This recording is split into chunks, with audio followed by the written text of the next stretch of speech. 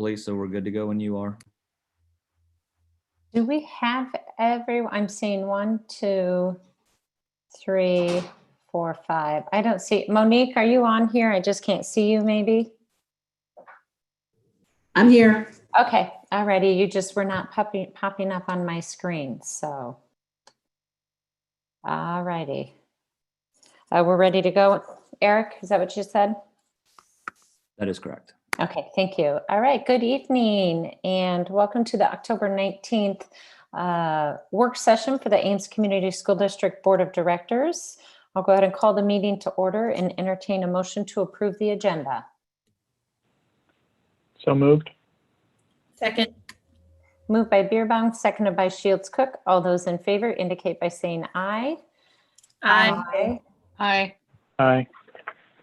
Opposed, nay. Passes 7-0. Director Perez, will you please read the mission statement, the purpose statement? The Ames Community School District commits to equity and access that empowers every individual to reach their full personal and educational potential.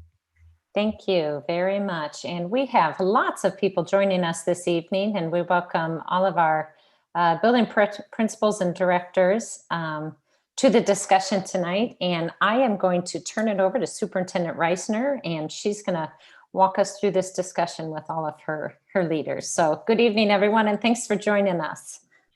Thank you so much. Yes, and thank you to all of the principals and their teams for joining us. I really appreciate it. So tonight I thought what we would do, there is a guiding document that I sent you, and we are going to use that as kind of the platform for our discussion tonight. We put the order of it intentionally laid out the way we did in hopes that it naturally would flow from one topic to the next.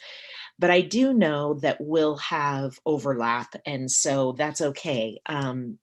But we thought we could use it first to start with looking at, what are the metrics? What do they say? What's the data behind metrics? And then just kind of walking through that document. Please, as a board, if you have questions, don't hesitate to ask them as we're going through, even if you see something is lower on the list. So it's just really meant to be a guide, not necessarily followed step by step. So our discussion really can go any way we need it. And asking questions during presentations and things is exactly what we're wanting. It's hard because we're remote, and so this is a different dynamic. So we can't really see everyone's face at once. So don't hesitate to stop and we'll have Kathy or Dr. Arnold, we'll have you start. And I think maybe the best way to do this would be to actually pull that document up. Eric, thank you. And then as our directors present, feel free to tell Eric when you want a document opened. Okay, so starting with the health and data metrics, which I think are probably some of the most familiar numbers and familiar topics that we've talked about so far. Just as a reminder, our metrics document is guidance to help you make decisions, and just that is there as a tool. Our goal for a face-to-face per our metrics would be a positivity of less than 5% and a case count of less than 10 new cases per day per 100,000 over 14-day average. Currently, we are at 6.6% 14-day positivity, our 7 days at 5.3%, and our current case count is at 18.9. So our case count remains a little high compared to our positivity rating. As far as the summary of data, I don't know if it's beneficial to go through these or not, but the two references for this are our own ACSD metrics, as well as the metrics update that I provided you at last Monday's meeting. Are there any questions around, and principals, feel free to participate as well. Are there any questions around those metrics?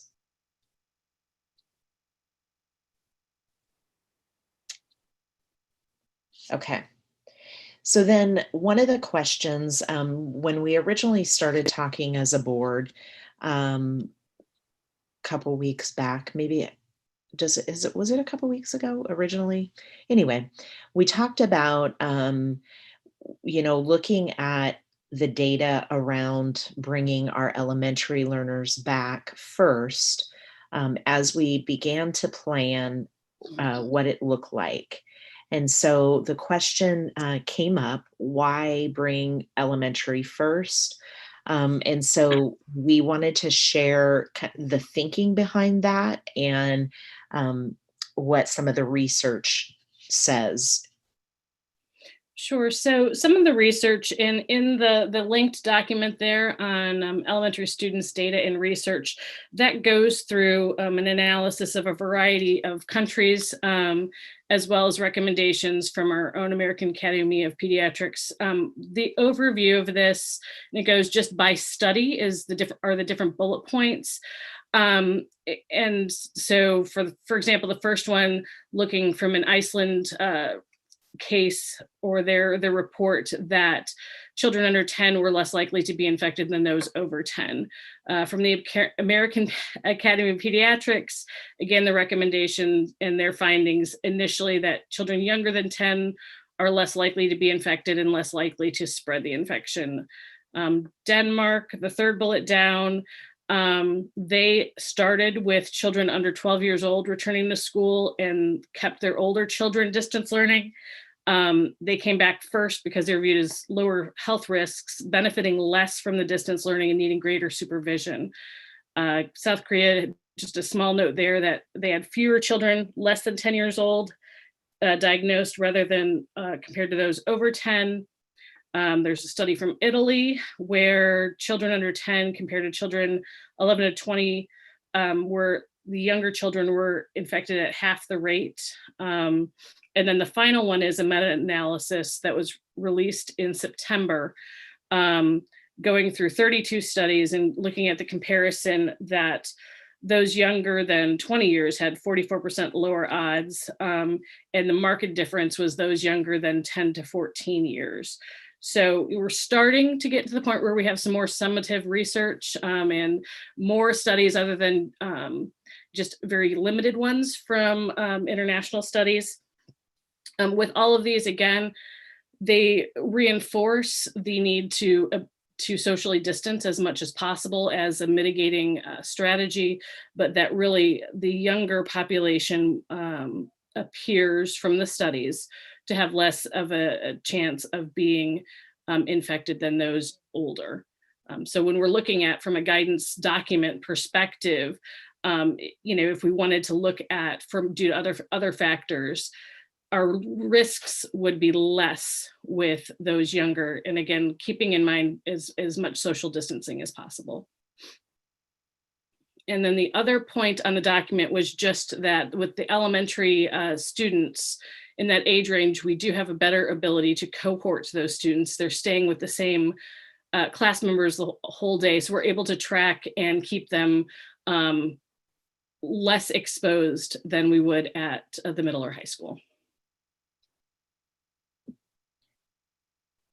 So the next piece, so that was kind of the portion of it that was a little bit more in terms of what we've seen or what we can look at from kind of a national or even a global level. The next piece I wanted to talk about was just looking at what does our academic data say? That was the piece that we really had missing up until this point because we had not had our FAST testing yet. And so we have been able to do that. And so I'm going to have Director Mixdorf share this and go through the FAST data. And then also principals, feel free to talk about what you are seeing in your learners as well. And we can, Jenny, oh yeah, absolutely, yes. sorry to interrupt. Can we ask a couple questions on Kathy's stuff, since I think that's the section about the data? Two things I kind of had a question on, Kathy. I love that you reached out and looked at the studies there. Have you heard or have you seen, how about things nearby? How have elementary students done in Iowa? Like, for example, I'm pretty sure I know how they've done in Gilbert and Nevada, but other places around the state too. To as much as the ability that that the data is available and is shared, we do, we are seeing cases in other schools. Definitely from some school nurse listservs that I'm on, and through reaching out through that, people that schools that are wearing masks are doing much better than those who aren't wearing masks. There is some mixed findings across on ability to social distance. The problem, or the one thing, is with the governor's recent change to the quarantine guidance. It was easier to see an impact prior to that through data that was shared, and to see how many people were being affected and who were close contacts. Now that that change is implemented, because people aren't required to self-quarantine if they're close contacts, you can't really see the impact, from that would be comparable perhaps to what would happen in our schools if our parents would choose then to self-quarantine kids if they were exposed. So there is an impact there. But as far as a comparison of elementary versus upper, there isn't anything specifically out there that was been shared with Iowa. Just again, that different schools are having cases. And those who are wearing masks are more successful than those who aren't. And the same thing with social distancing. Those who are able to socially distance are seeing less cases than those who are not. And then a second question that I don't know anything about really. Do you know, well, I think it's correct that we haven't had anything in Ames where we've had students or spread within a school building as far as we know. Has there been anything across the state, any information on that as far as, like, especially since we were talking elementary, but are there any cases you know of where within an elementary school there's been spread within students or staff really?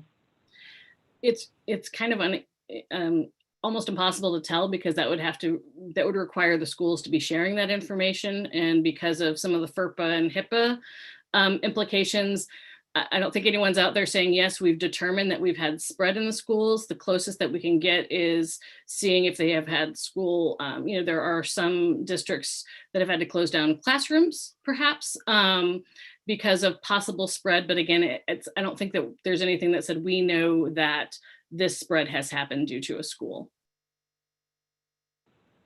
All right, thank you. Okay, Director Mixdorf. Thank you, Superintendent Reisner. I do have a small set of data here to share.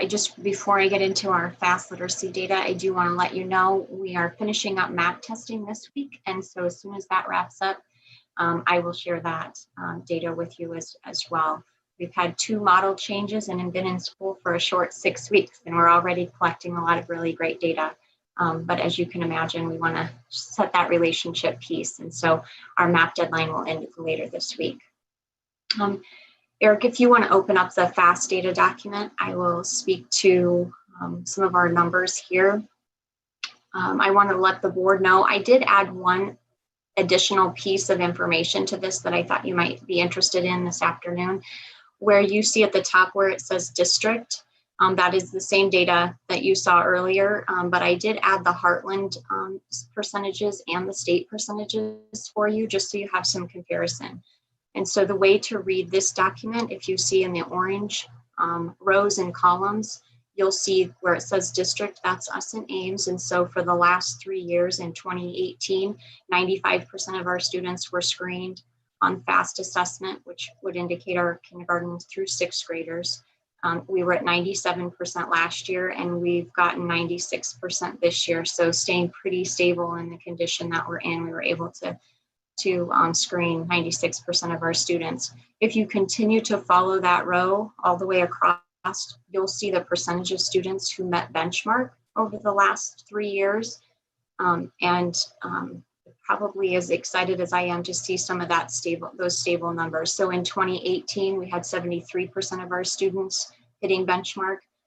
Last fall, we had 75%, and this fall, we've hit 74%. So not the dip that maybe I was expecting or wondering about, I guess is probably a better way to say that.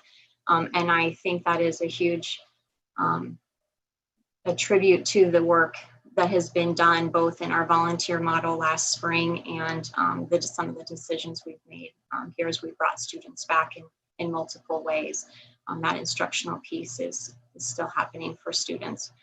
What you also might find interesting, reading it the same way across, those are comparison percentages to the Heartland. So any student that's in our Heartland AEA, so most of the metro, you'll see this year that their screening hit 90%, whereas we got to that 96%.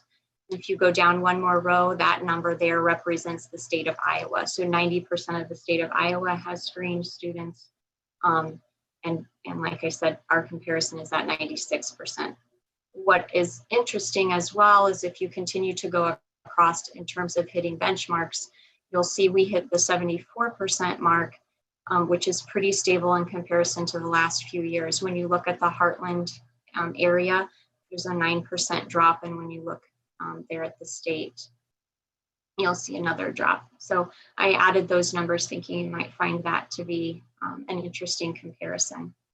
And then Eric, if you want to scroll down just a little bit here to the grade levels.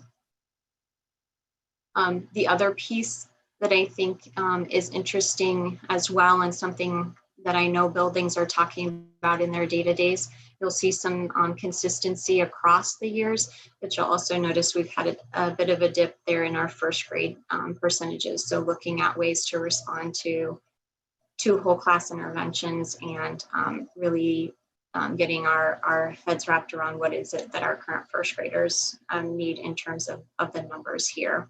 Dr. Jones is going to take you a little bit deeper into some of these numbers, but do you have any questions about our overall numbers here with literacy? I have some questions. I'm trying to figure out how to read the chart. So I'll guess I'll start with the one that you're on now, the bottom one. So when you're telling me benchmarks for kindergarten, it's kindergarten across the district. Yes. Okay. And then if you go up to the chart above, yep, you have school A through G. What are those schools? They're just our schools. They're just allocated here. So one school A in 2018 screened 91%. In 2019 screened 98%. This year they had 98% screened. And then So I'm sorry, go ahead. Yeah. Yep. And then just keep reading it across, but that is by school. I guess my question is, why are they de-identified? Just for, I guess I can identify them. The way that we share data. So we're looking at them, that each school knows who they are. Well, I don't know which one they are. Am I supposed to know which one they are? I don't know. I didn't miss an email. Nope. I can make that transparent if that is of interest. This is just the overall look at each school. Yeah, yes, I feel like that is very relevant. So I guess I was wondering why they were identified in that way. I would Sure, I can update that. Well. Okay. Thank you. Uh-huh.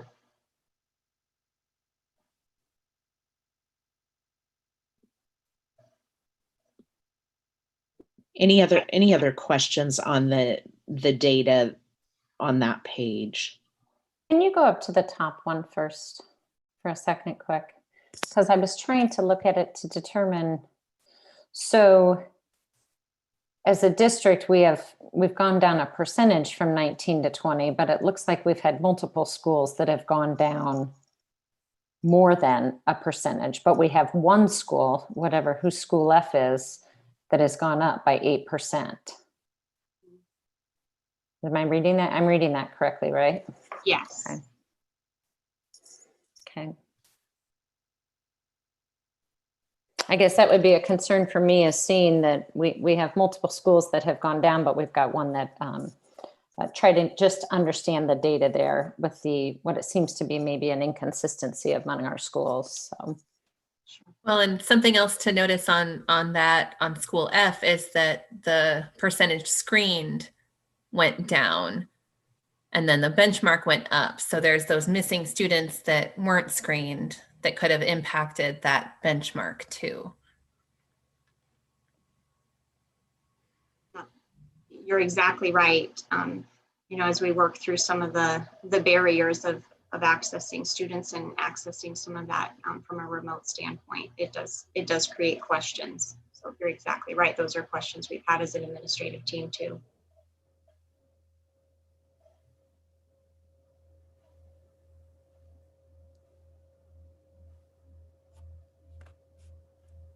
I think one very concerning piece of the data would be that first grade number.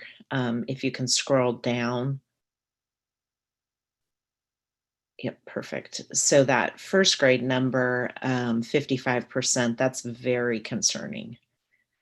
Well, and those are kids that missed all of their spring quarter in kindergarten. Right. So the third grade's concerning too. It's a 10% drop. Yeah, third grade, and you kind of have to look at the cohort group. So if you go back to 2018, third grade would have been first grade, and then second grade, and then they actually had a pretty significant increase. Looking at it, Something I didn't think about too. Michelle, hang on one sec. Kids, Michelle, right? did that make sense? Yeah, so in 2019, they were second grade at 64%. So Right. You're saying that they grew quite a bit from 64 to 80 to 73%. Right, because they were at first grade, they were at Right. 60, then 64, then 73. Yeah. So 60, 64, 73, right? That's what you're saying. Yeah. Right. Yeah. Thanks for pointing that out. Yeah, absolutely. I would add to at Curriculum Network, we've talked briefly about some of the data that different districts are pulling in, and most of us are seeing that dip in that first grade area. The amount of foundational skills that are taught in that second semester of kindergarten into first grade is something that we're definitely talking about. Jenny, thank you for pointing that out, because I was looking straight across and that's not accurate. So thank you. Oh yeah, you're welcome. I did the same thing at first, and then I've looked at it a few times, and then had to remember, you're tracing it a little differently. So yeah. Well, and they might not be the same kids from year to year either, because we have a lot of graduate students that have kids that come and go. Mm-hmm. So we need to keep that in mind too. Yep.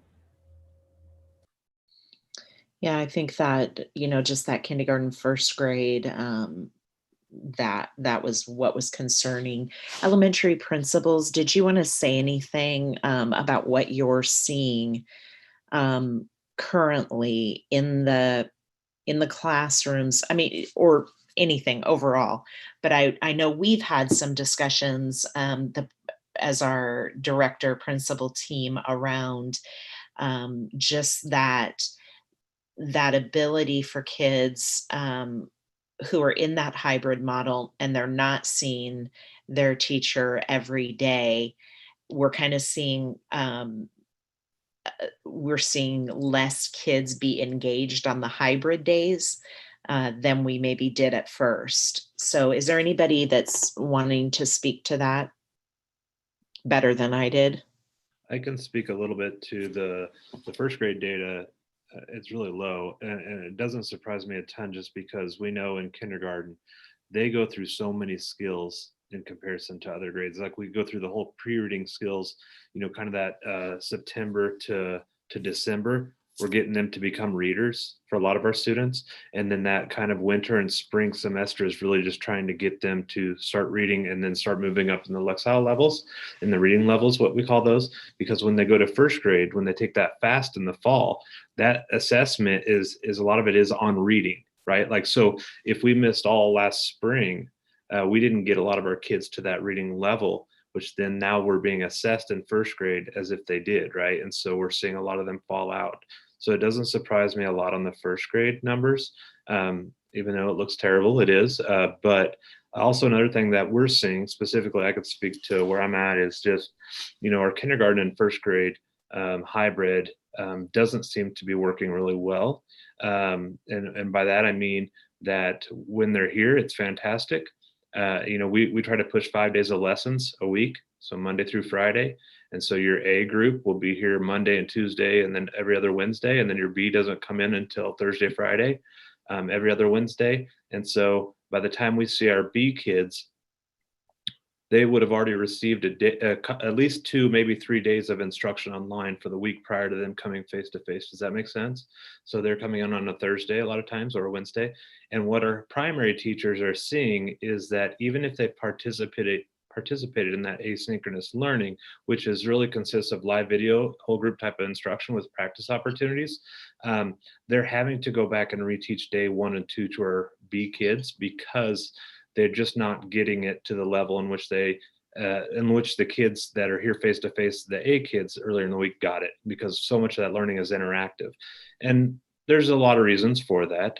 One is the interactive piece being missing for our B kids on early in the week, and the other would be just family support, right? So every family has different levels of support given. Some kids are at grandma's, some are at daycare, some are whatever. Parents have their obligations, and so we know kids that are in K1 specifically are very dependent for the most part. And so unless they've got an adult with them at home during the day to kind of sit by their side, and guide them through and kind of provide that interactive piece that's missing with the teacher in absence, that makes it really challenging. And so in our upper grades, we're seeing, or at least where I'm at, is as I'm seeing that the kids are getting used to it.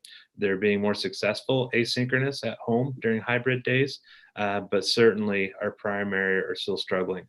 And so that is a concern that I have. I can speak a little bit. This is Jessica, in regards to an actual percentage. So if we just looked at last week alone, and we looked at the students at Edwards that did not show any participation during their offsite days. So just simply even completing one learning practice opportunity, 57% of those kiddos that we identified as not engaging were in grade levels K1. So that just gives you an idea of the percentage that's not engaging is falling in that K1 level.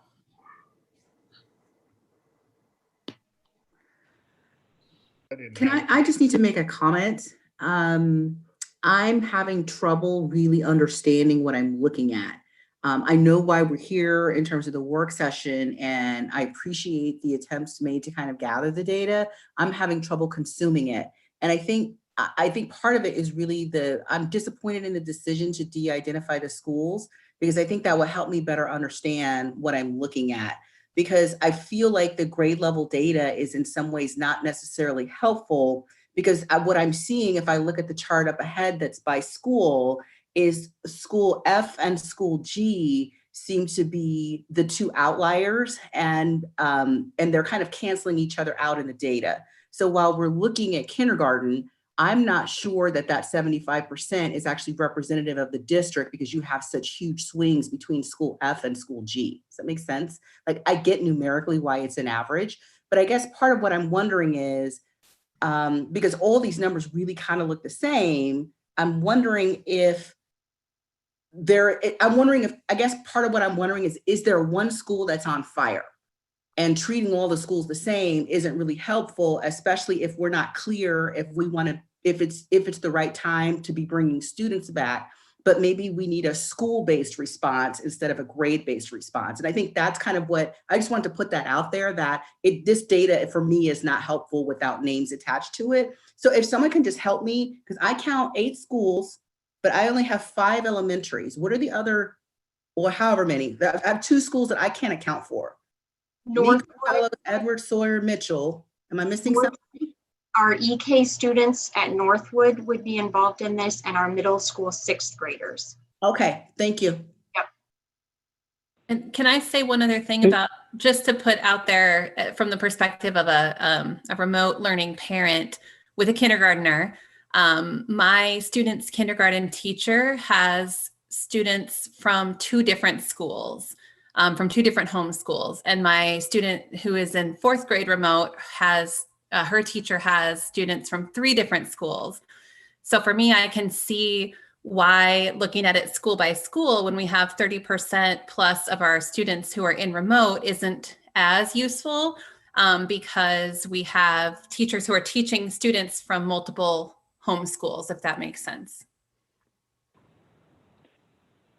Is it accurate to say that what this data is really showing, and the purpose of it, is it showing what happened because of our spring?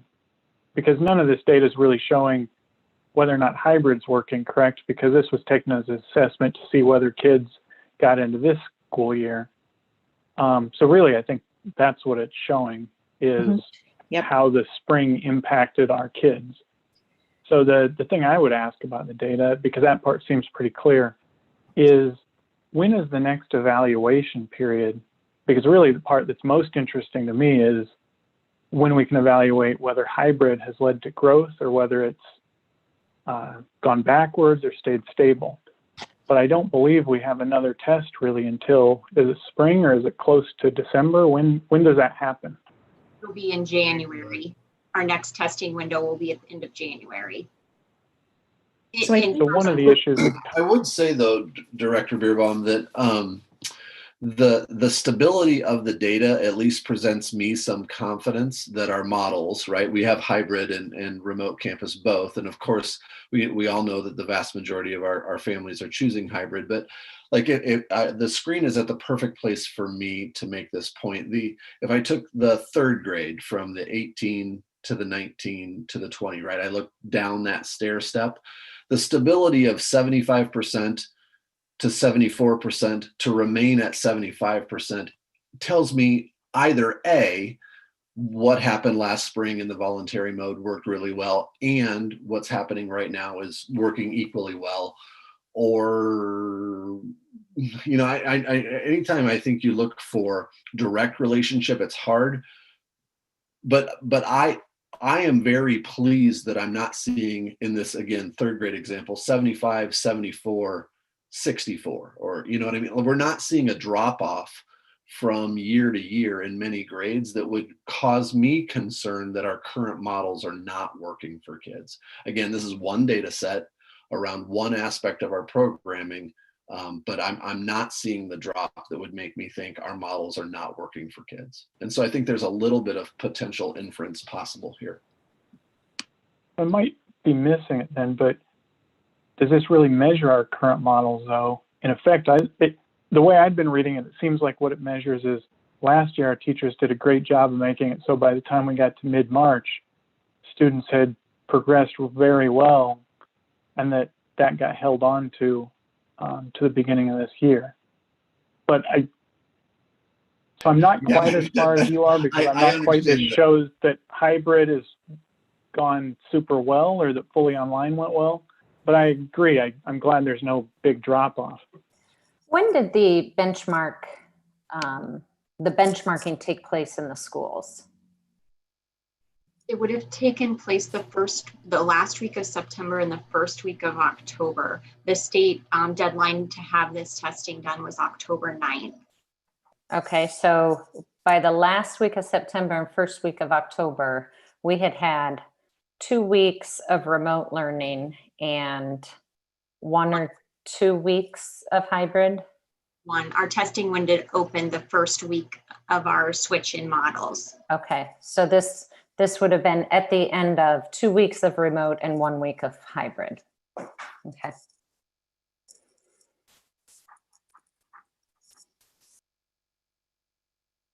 I do think you make a great point, Director Beerbaum, about what this is telling us and maybe what it isn't telling us. I do think it talks a little bit about just the stability of coming back in after being out of school for the spring semester, the second part of the spring semester.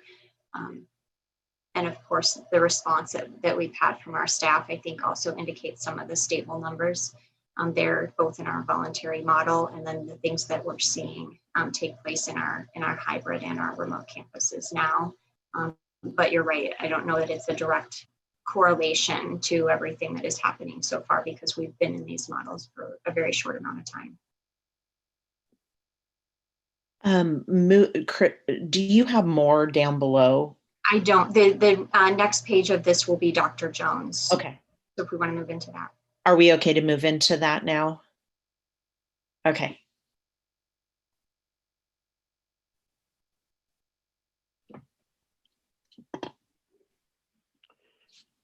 So this part of the data allows us to see our benchmarks by race and ethnicity and other groups. And so I know you had some time to look at this particular chart. One of the things I want to make sure that you notice is that the difference between the column on the left and the column on the right, the fall screens highlighted in blue, the goal of 95% is what we strive to reach for to assess students. So as you look, these are all students who have taken the FAST assessment. So if you look from 2018 to 2019, 2020 in the fall, and if you look down by groups, you can see what the percentages are of students screened for the FAST data. On the right, these are the actual scores or how students were scored on the fall assessment. The overall goal is 80%. And then with this particular chart, you will notice what it is sharing with us is how students scored based on their groups, assessed in the fall. So the question I have for you, because I know this is a work session, instead of me dictating first what I want you to see, is that I wanted to know what questions that you have about the data or what stuck out to you from what you've noticed so far. Dr. Jones, I just have a quick question. So I'm looking at the benchmark side, 2019, those would be scores then from September, October 2019, is that correct? That's correct. So they would be before the pandemic? Yes, this would have been before the pandemic. So if I'm just looking at the American Indian line, 33% of those students were proficient before the pandemic. Well, that percentage would have been, they would have been proficient if that score would have been 80% or more. Oh, wait, meaning benchmark, 33% of those met benchmark. Is that how you want me to read it? Yes, 33% reached benchmark. And so for the 2020 then with the 0%, is that because there were no students or no students met benchmark? I'm not for sure with that one. I know we have Aaron on here. Aaron, was that the one where students we didn't have a significant number? Hello everyone. So that 0% is 0% of students in that number met benchmark. I will say the sample is very small. I won't say how small because it's very identifiable, but it's a very small number. Okay, thank you.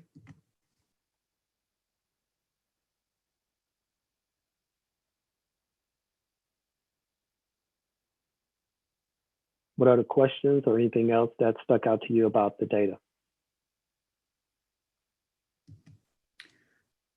I'll just come back on then and say, you know, I'm trying not to cry. This slide makes me cry. I'm ready to send everybody back. Yep. This is I'm going to turn off my mic.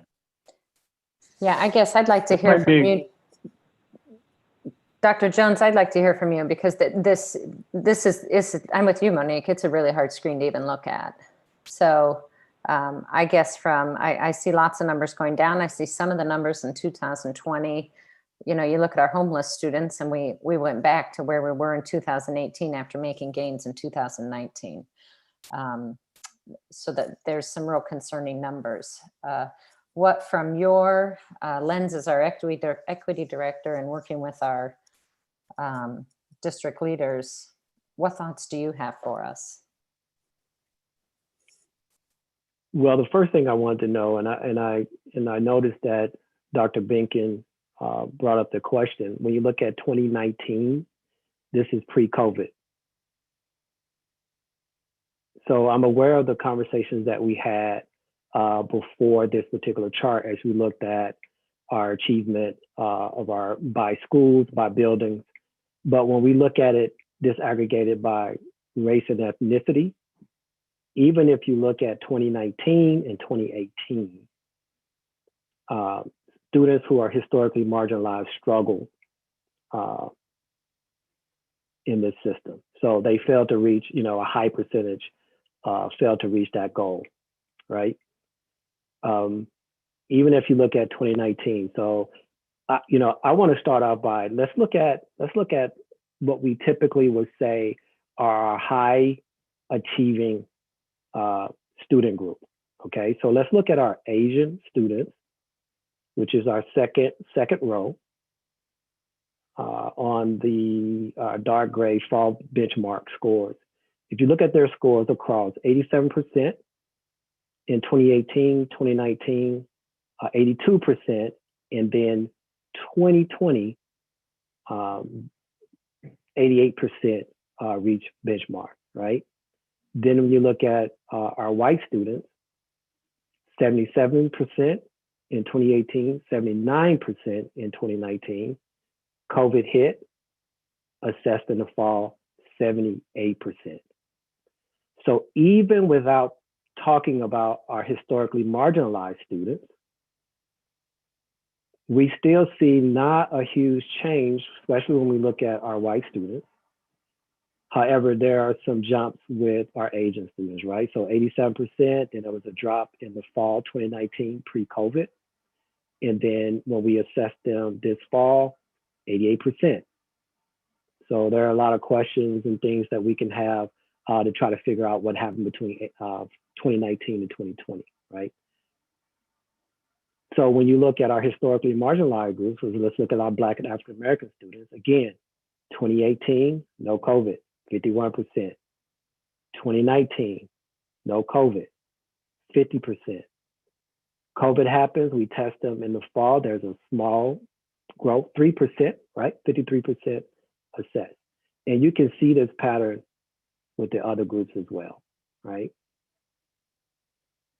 And so I know if you look at our homeless group, again, our students identified as homeless, 26% 2018, 37% in 2019.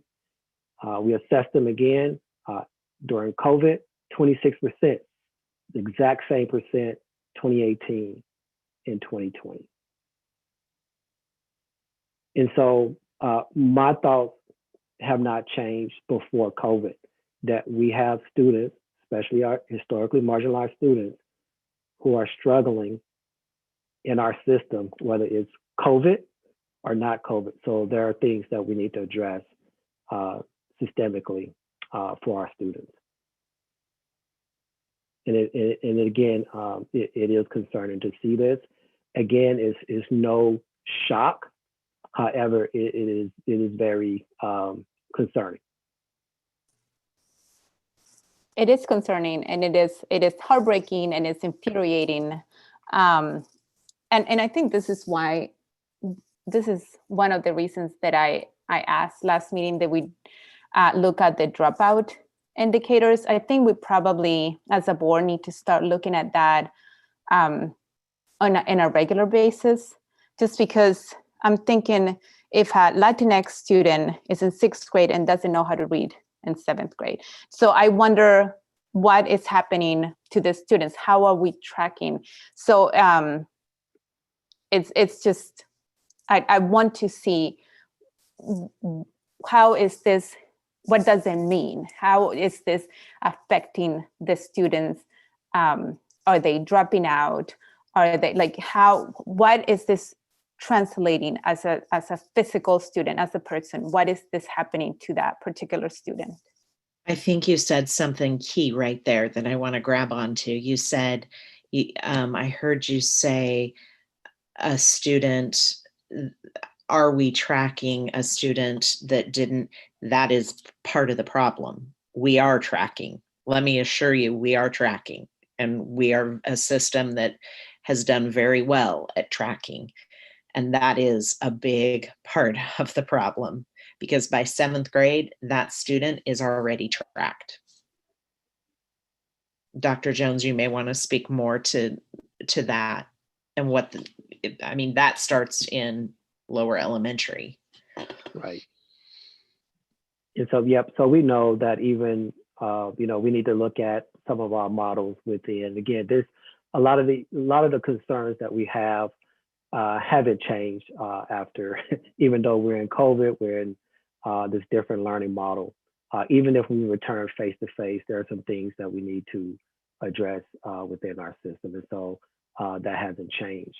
One of the things that is of interest to me is that, again, we're only looking at one data point. I mentioned it in the document that I would love to hear stories from families. I've always been interested in what our families, what our students are experiencing in our system. So I really would like to hear stories of what they're feeling, how they're engaging in the curriculum, and just their overall experience again in the district, because I think that will give us a fuller picture of what is happening. But I would like to, I did notice when I look at Black and African American, for example, is that there were, like I said, it was a slight 3% increase, right? And there's some assumptions that can be made. There are some continual studies that I need to do in this area, but I'm interested in finding out about the flexibility. Just looking at the Black and African American students' experience, with them having the flexibility to have different ways of learning instead of one way of learning. So, the only way 2018, 2019 I can experience learning is on campus in classroom face to face. But there's something that has happened. Again, this is only one data point for a 3% increase. Again, small, right? But I'm interested in wondering by some of our students having a different experience of the learning model.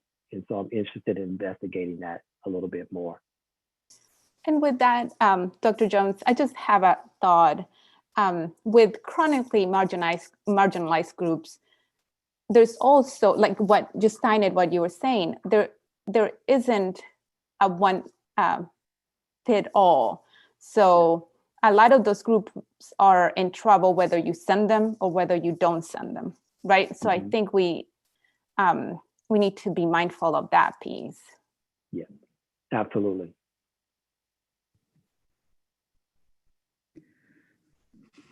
I just want to pick up on what Director Colton was just saying, because I'm looking at this and we've had this conversation before, and this is good data. Yeah, I think this is maybe some of the best data I've seen coming out of the district. I'm particularly interested in that bottom grouping of students. But what I'm wondering is where the overlap is, right, between all of the categories, right? How race and gender and homelessness, like what's going on there, right? And so I'm wondering if that's maybe something aspirational that we can shoot for in the next 2 or 3 years to be able to provide that overlapping data in ways that's not disclosing. I understand that concern. But I guess what I wanted to ask Dr. Jones is similar to what Director Colton just asked. If these students don't seem to be doing well in the school, what is the big rush to send them back and now give them COVID? Help me understand. Yes. And that was my question too. And so one of the things I've asked Dr. Arnold to do is to share, even as we look nationally around health disparities, we know that there's a high high percentage of Hispanic and Black African American families who are positive cases around COVID. And so even as a Black African American myself and with my own children, that is concern for us from our family. So I can speak from a personal experience about having our kids to go back on site. And so again, that will only be assumptions that I would make with other families, what they're experiencing. However, I think, like I said, I think there needs to be further investigation and research around getting their stories and hearing their experiences to see how can we respond to that. I am interested in those anecdotal experiences, but there is data, right? Yeah. And Yeah. Dr. Arnold could come back to the board with data. You know, I read an article just the other day that said almost every single child that has died from COVID has been Black or Latinx. You know, that is meaningful, especially looking at these numbers, right? So Yes. that would be helpful. Dr. Arnold, I think you said you were going to look into that. Am I correct on you're going to look into that? You don't have that yet. Is that correct? That is correct. I do have, I also read a study similar to Director Benkin's from a couple months ago, but that 74% of the children who have died from COVID were either Black or Hispanic. So, you know, and more data is coming out, but I have not looked into that yet. That was just something we discussed today. But yes, I plan to look at that to be able to provide that info.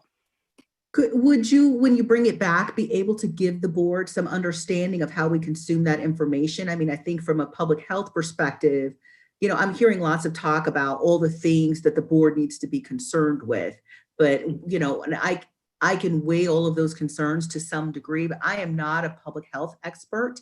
And so the real kind of comorbid realities that these Black and brown students are facing, if you could come back, bringing us that data, but also kind of helping us understand how it should factor into our conversation, I think would also be helpful. Like just giving it to me is, I appreciate it, but helping me better understand how to consume it and what it really means in terms of the decision we have to make, I think would also be helpful.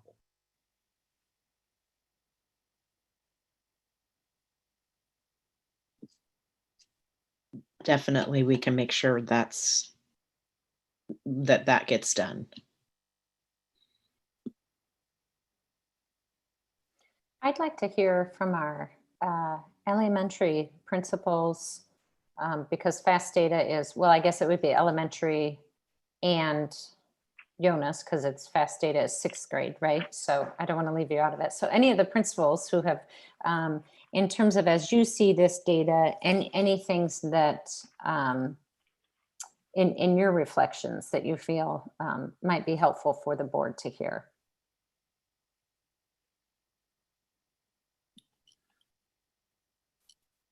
Obviously, as you've all spoken, there's a lot of concerns, right, from different subgroups. When you look at the most dramatic changes, I look at the homeless piece there, and you know the fact that 88% of them were tested. Someone mentioned before, you know, not testing the majority, or you know, up in the high 90s, we're still missing some kids, and I wonder how that would fall out. But that 26% is a heartbreaking number. But really, like someone else had said, the bottom 4 are really tough, you know, but to look at, but also the Black African American, the Hispanic, while stabilized, still not up, you know, still at a halfway mark, if you will, 50-60% is not good either. And so, you know, it's not just a COVID thing for a lot of sub pops. It's just, it's where we've been. And we've not made huge increases. And so, yeah, that's what I'd have to say.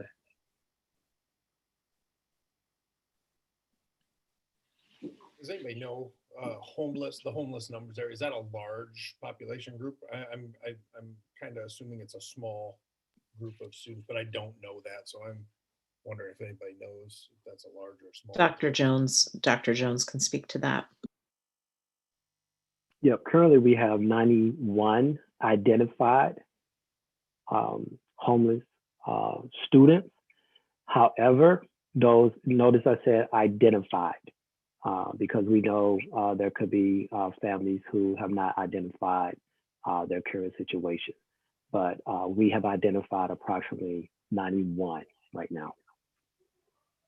That's a lot larger than I was in my head picturing from the numbers we have talked about here at Fellows. So knowing that that number is more meaningful to me, and more concerning. EL is something else that sticks out to me as dropping, fairly significantly. But to be honest with you, looking at the numbers, how, from year to year, just for me personally, like they're relatively stable here. This actually leads me, if I just slid back up to that first grade number, makes that number even more worrisome for me, because that's a 20-point swing. Like we're 19 from kindergarten to first grade. They were 76 and then they went to 55. That's a 20-point. Looking at some of these differences, a lot of these differences, they're significant numbers where they are, but as far as from last year to this year, that's one thing that just stands out in my mind. It takes me back to that first grade number as being off the charts.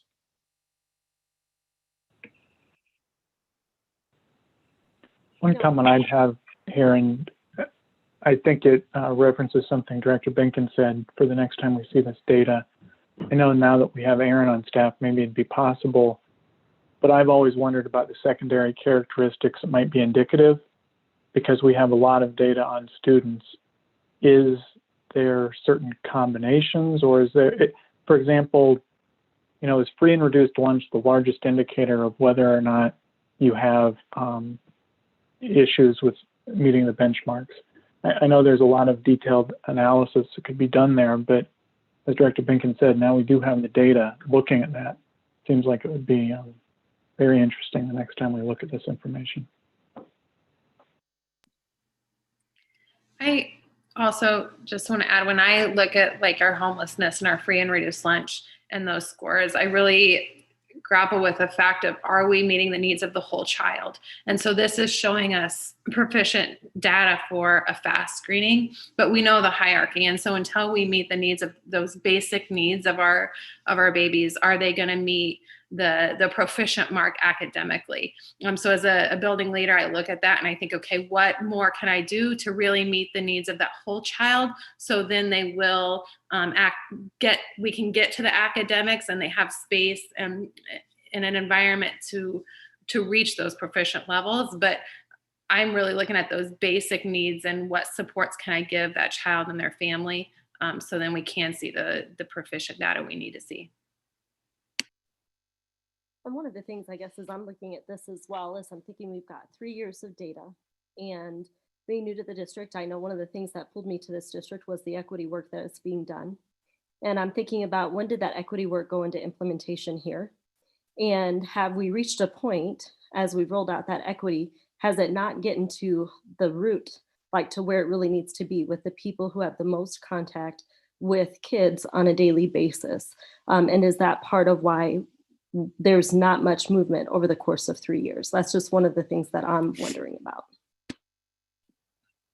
So from the middle school perspective, but I mean, even beyond that, I think I'm with Director Binkin. I'm trying to make sense of the data and how to consume this, because I'm not looking at this as an indication of how COVID has impacted our scores. I'm looking at this data set as this is a reflection of the system.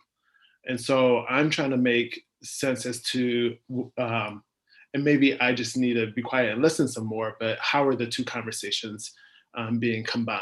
Because we're looking at fall data, and what we knew coming into this school year is that we were going to experience some sort of slide because school abruptly ended in March. So I think we came into the school year knowing that those slides were going to take place.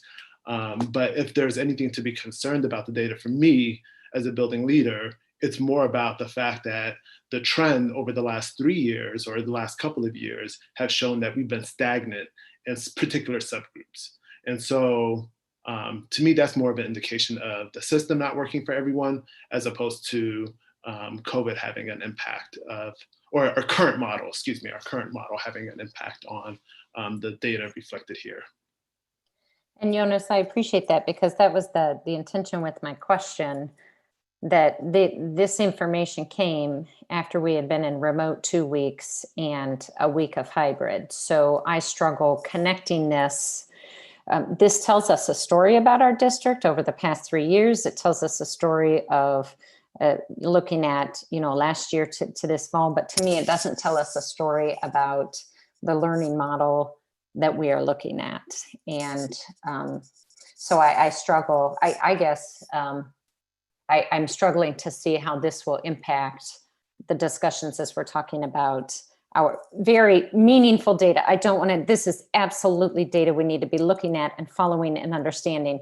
But in terms of its relation to our discussion about our learning model that we're currently in and what we're trying to figure out our path forward, this just tells me that we're starting at a place that has been a place we've been the past 2 years.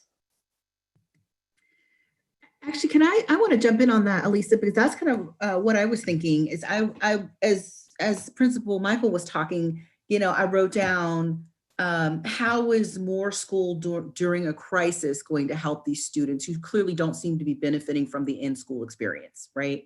And so I guess what I'm thinking is it's very much to me related to the learning model, because I'm wondering if there's a space for innovation here.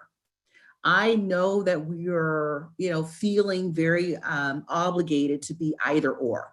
We're either all online or we're hybrid, and there's nothing in between. And I know we had the conversation about the phased hybrid, and I understand that whole conversation. But I guess what I'm wondering is this data telling us that for the board, at least, just the conversation of thinking about either or is part of the problem? Is this how we are contributing to these numbers by staying stuck in what we're used to? Is there more we as a board can do to make sure these numbers change? Because I'm not sure if this is a pie eating contest, if just giving these kids more pie that's also on fire is going to help anybody. Well, and I think I was thinking about, Monique, your question about, some of I can't remember if a question statement, but when you were talking about, and maybe it wasn't you, I'm sorry, I'm attributing it to you, but someone about, I would be interested in knowing, and maybe we've had it and I'm just not recalling it, but as we know 30% of our families have chosen remote, and roughly maybe 70% are face-to-face in the hybrid right now.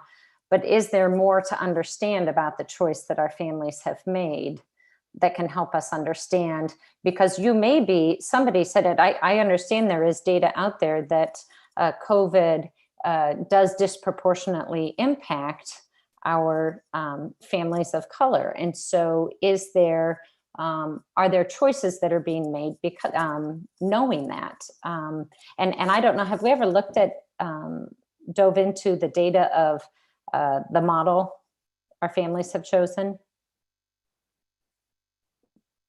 By breaking down by demographics. Mm-hmm. Okay. Yeah, looking at I didn't know what you meant. No, yep. So taking the breakdown that we have in front of us, have we ever taken this breakdown and looked at the delivery model if people have chosen remote or face-to-face? Dr. Jones, has your office done that? Yes, I believe we do have. You mean Director Franson, by race and ethnicity and other groups? What percentage of students who have chosen hybrid or remote? I would say all of these categories that we're looking in front Yes. of us. Mm-hmm. Yes, I believe we have that data. And I can find it and share it with you. I do. That was one of the information that I asked for because I was interested in knowing more about that too. Okay, thank you. Do you know, after looking at that, do you have any, well, I can let you find it. Just any statement on that? And I think we have it. And let me check here quickly. So I guess we have it. Yeah, we have it in our attendance, which is the document coming that I up. shared. So, yeah. Mhm. Okay. I guess one of the things I would say in response to like how you connect the pieces of data. So for me, having years and years of getting to hold positions where I was able to really look at state and federal programs, this data is very important because I've received hundreds of emails saying that over the summer or in that our certain groups of students backslid, or that they didn't. This data right here shows us no, they didn't. And what it shows us is our system's still failing. Like, so if you don't, I think the more we can look at data and the more we can see it didn't make a difference, like that's bad news for us. So I think you have to really look at the correlation. I know the board has been hammered with hearing, we're failing these students, we're failing these students. Well, we're failing these students not because of COVID and not because of the learning model right now. So I think that's the point of looking at all the data pieces, because they are all important and they all lead to a story that we have to own. And so I would push back a little bit on them not connecting to the decision that is ahead of us, because I certainly need to see this myself. Okay, so moving on, Dr. Jones, do you have anything else that you want to share? I want to make sure that I highlight the fact that that's why I started with our white. Can we scroll up a little bit? Down, yeah. I just can't see the bottom there. Yeah. IEP, okay. Before we move on to the next section, I just want to make sure that I highlight, when you look at the benchmarks of our white and Asian students. Again, if you look at our Asian students, 87%, 82%, 88%. But then when you look at even our white students, right, the benchmark is 80%.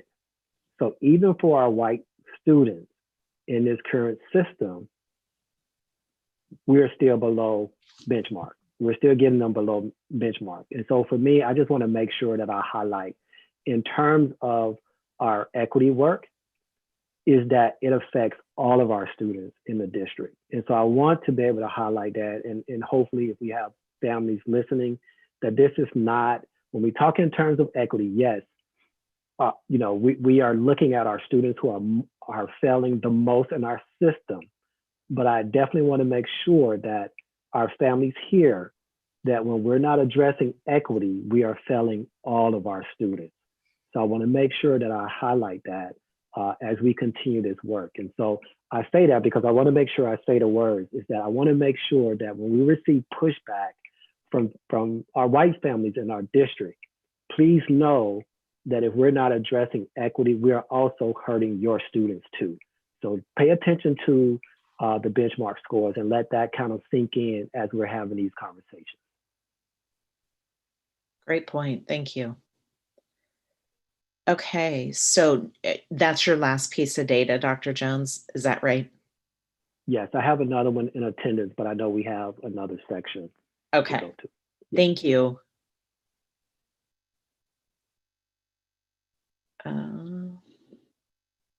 Is this the one that you want, the student participation attendance? Yes.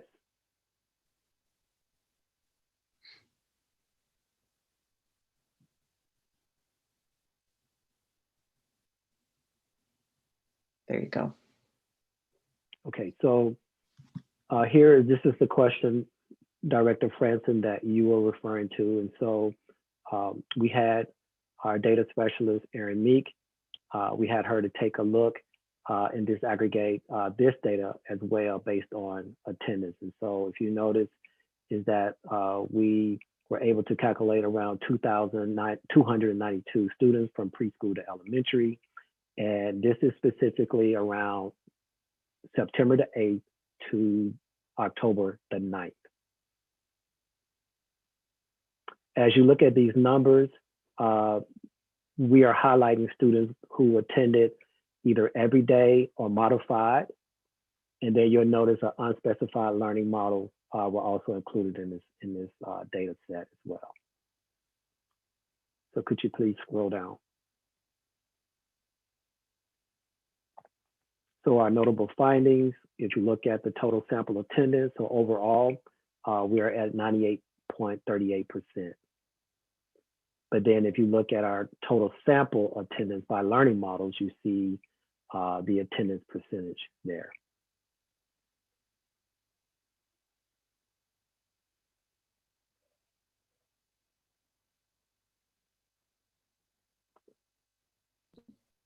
Would it be helpful to understand how we take attendance or what attendance means? Yes, that would be. I actually had a question about that. So yes. Okay. Because 98% attendance is that's a red flag for me. Well, what is dual remote too? Do you want to go ahead, Dr. Jones? Yeah, so let me go from the top. So, and again, principals jump in and correct me as well as Aaron. So the everyday are students who are attending at 93% with attending face-to-face. The modified hybrid are students who we recommended would attend more than the recommended hybrid model. The remote, of course, are students who are attending online. And Aaron, I can't remember the dual remote. Sure. So dual remote students are students who are coming to hybrid like activities. So who are only coming to the school building for maybe a certain class or certain activities, but they aren't fully enrolled in hybrid. So sometimes they are homeschooled students. Sometimes they are students who are actual remote students, but are coming to class, say for the chemistry class that's only offered in person at the high school or something like that. Okay. And then the unspecified learning. The unspecified learning model, that's only about a dozen kids throughout the whole district. And those are kids who actually, most of those are actually kids who enrolled but haven't joined the district yet. Okay. So you made a comment, Superintendent Reisner, that 98% is high, is what I'm gathering. What in a non-COVID regular attendance school, what is your average attendance? I don't know what it is at. So 98%. So the problem that we're having is that kids can check in and then not participate or not be really engaged in any way, but they checked in. 98% is much higher than what a normal school district would see at this time of year. Usually you would see somewhere between 90, 92, maybe even 89%. So this seems high to me, which is a red flag for what, how are we taking attendance? And that's the discussion we've been having, a lot of discussion around. It's hard to, this gives us who's checking in, but this doesn't really give us who's participating. Well, Sorry. Yeah. Can I contribute to that? So what we found out through, at least at the middle school and high school, is that when students check in, they are checking in, and we found this out, I think last week. It's clicking, when they click on it, it's just showing whether or not they participated or not. So even if they didn't check in, it's still marking them as present. It was a participation code. So when we figured that out, we talked about, okay, now we need to actually switch it over, that when students are actually logging into Infinite Campus and that they are actually checking in, that it's going towards their attendance. So right now, even if I'm a student who is learning from home remotely and I don't go onto Infinite Campus and I don't check the box, it doesn't go against my attendance. So that glitch is something we figured out after rolling that system out, but we've addressed it since, and we will be communicating to families this week about the switch that will start next Monday. So starting next Monday, if your student doesn't log in from home to Infinite Campus to check that they're here, then it will actually count against them as an absence. So that's partially why the hybrid numbers are so high. And if, well, actually, sorry, could I speak quickly about the data aspect of this? These numbers are only for the elementaries. Secondary is not included in this sample. You can disregard everything I just said, but apply it to middle school. I'm sorry. I'm sorry. I had to hop in there. I didn't want to interrupt you, Principal Michael. So how are they tracking attendance for remote learners at the elementary school?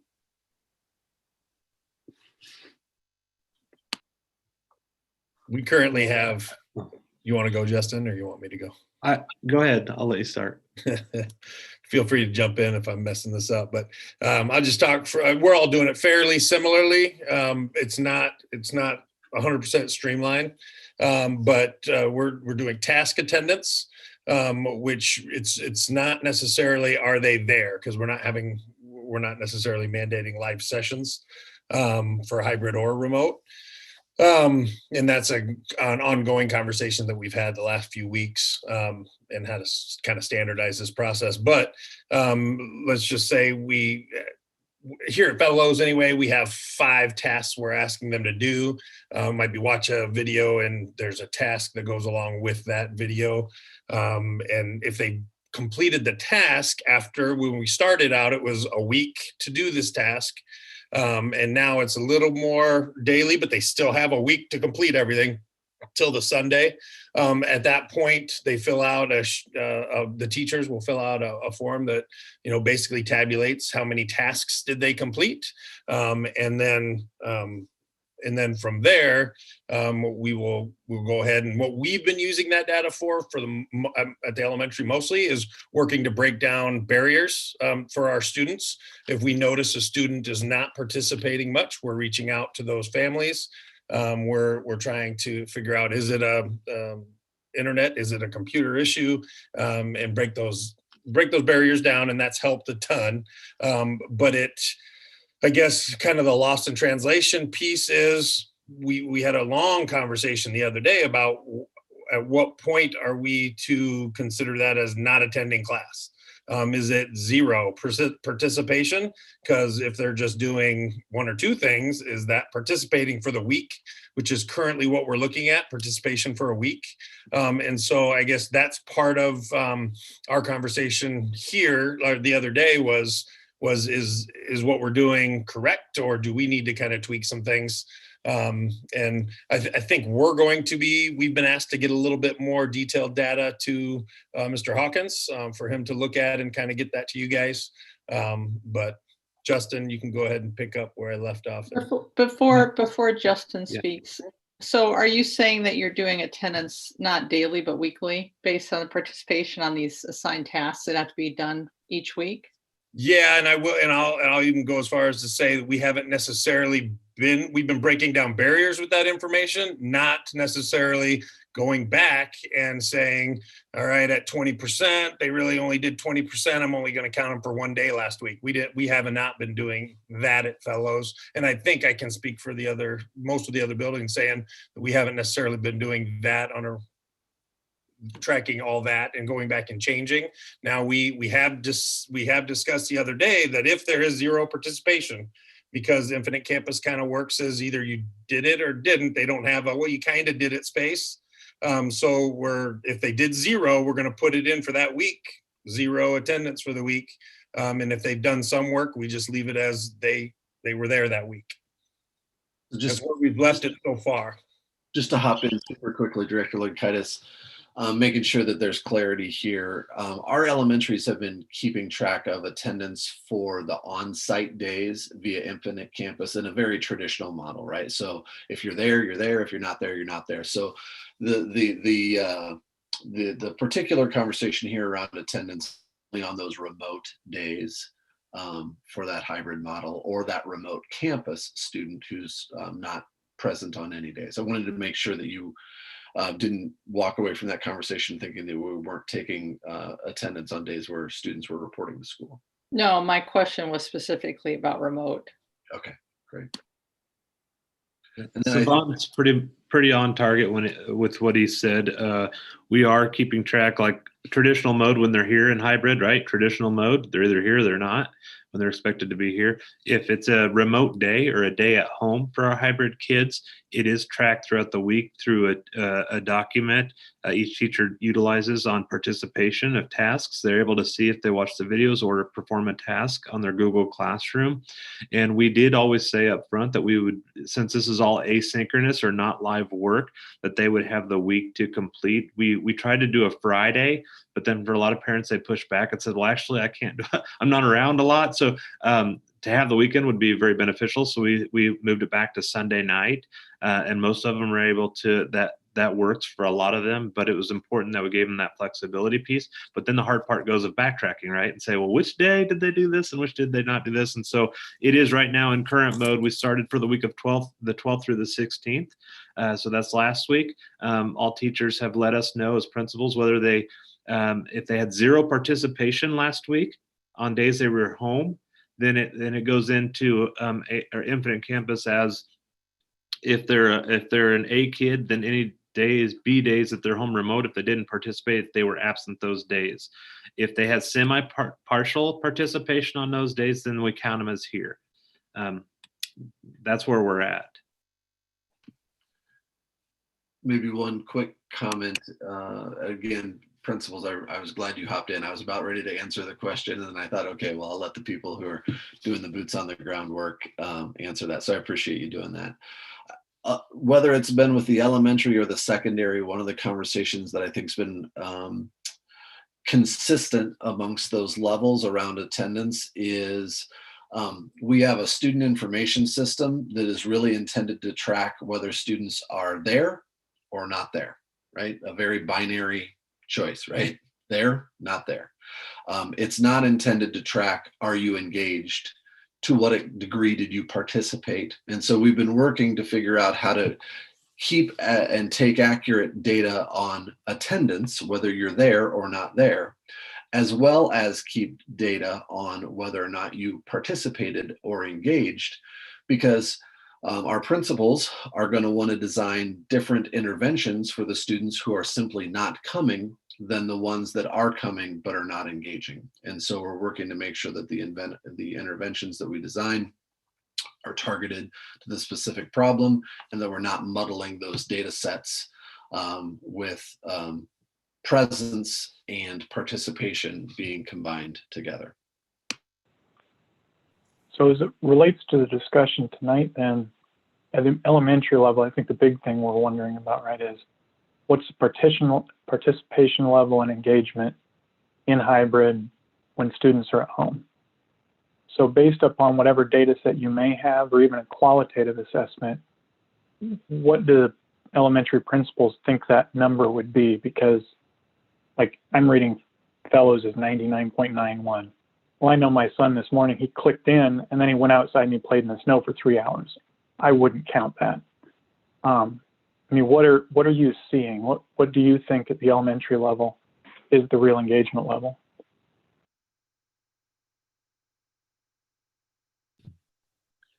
I would echo what some of the other principals have said. This is Steve Flynn from Meeker, that the kids when they're at home maybe aren't engaging as much as we would hope or that we would like. But I've also had conversations with teachers that say, when I have 8 kids in my class and they are here, we are able to do amazing things. Like we are really going deeper and farther with the kids that are here. So some of the teachers that I've talked to feel like it's a trade-off a little bit. We're not getting as much from them maybe on the days when they're gone, but we're getting a heck of a lot more from them on the days that they're here.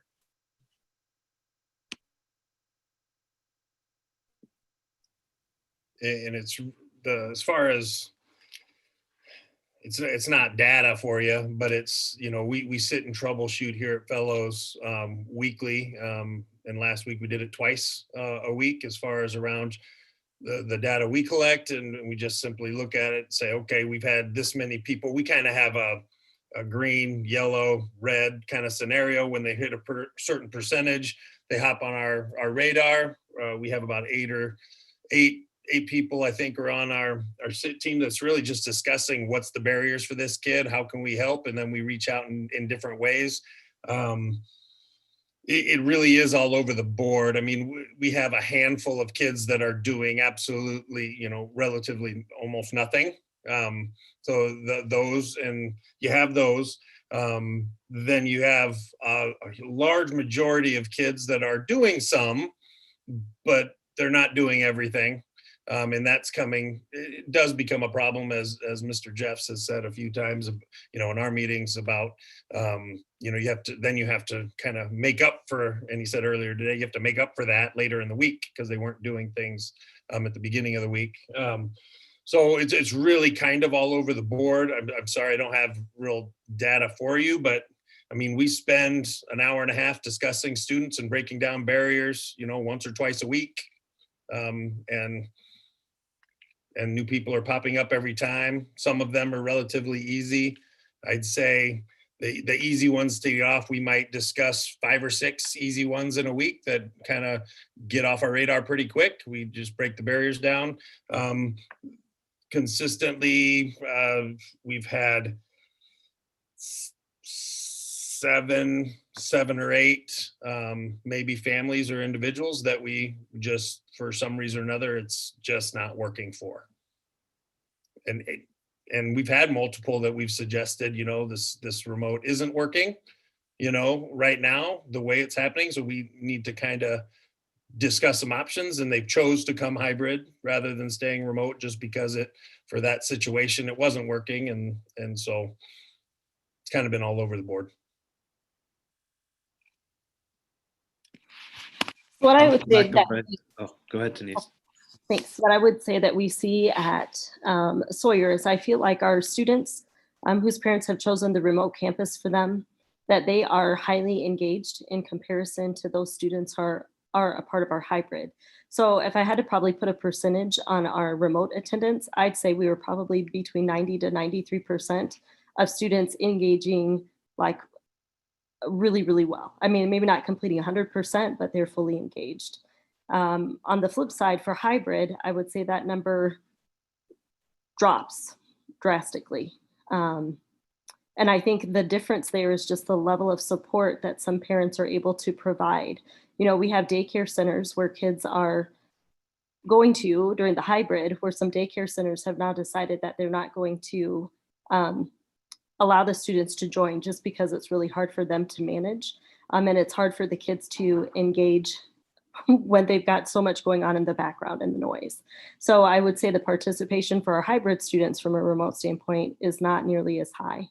But I would agree with what Steve Flynn said from Meeker, that at the same time, when kids are on site, we are getting more accomplished because of the smaller class sizes.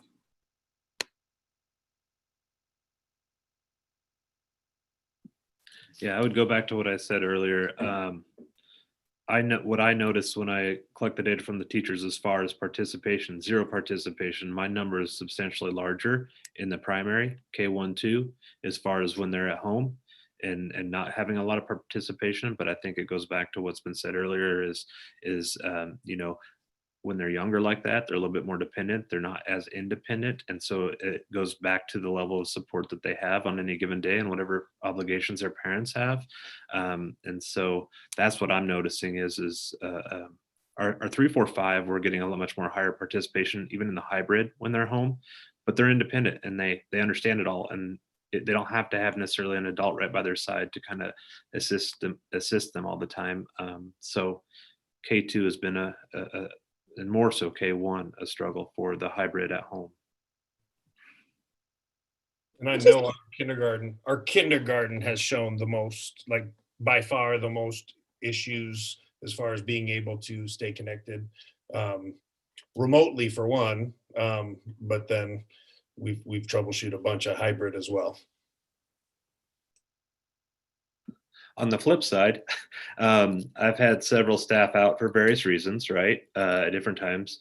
And my big concern is, as much as I want 100% back, I'm worried about the staffing and the logistics of that, because I think often, we look at, well, when the kids are under 10 years old, they're not, chances are they're not getting infected. And I don't know if I fully believe that, or if they're just more asymptomatic. They could be carriers, but asymptomatic and not showing the signs, therefore no get tested. But I do have concerns as staff.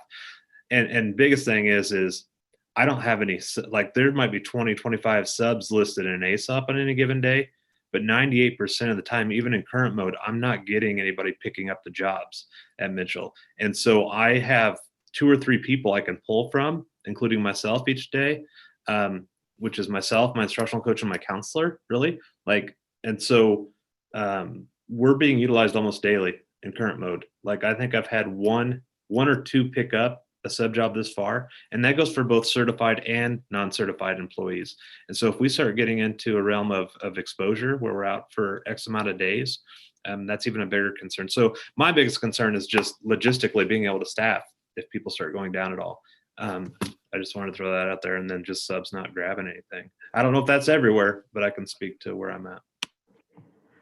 I just want to ask real quick, if Eric can scroll down. I can't see the top part of the screen. I just need to see it. That's all. Thank you. Can I add on to that staff piece? In my building, we do get quite a few subs every day, so we have had to pitch it a little bit, but I fear with going 100%. Like, I have one staff member who had an accommodation, who asked for accommodation, got it, but then decided to teach in person. And I will likely lose that person with 100%. Plus, we have quite a few staff members who are kind of on the fence, who are one who's just outside of his comfort zone, others who are teetering their comfort zone. And if we lose those staff members, I don't know how we provide instruction for kiddos when, we're dealing with either a intentional or unintentional anxiety-based sick out.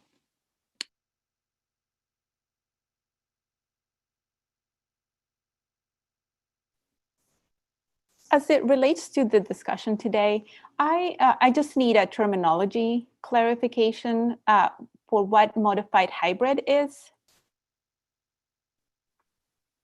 Yeah, so modified hybrid means those are the students who, so we have the hybrid where students attend school 2 days out of the 5 days. Well, the modified hybrid are for students that were recommended to attend more than the 2 days. So you may have a student who attend Monday, Tuesday, Wednesday, or a student who also attends Monday, Tuesday, Wednesday, Thursday. It just depends on the student situation. So it's not a true hybrid, it's a modified hybrid. Mm-hmm. So as a tying it to the conversation, so the PLCs and the principals, they do have the ability to bring littles back if need be.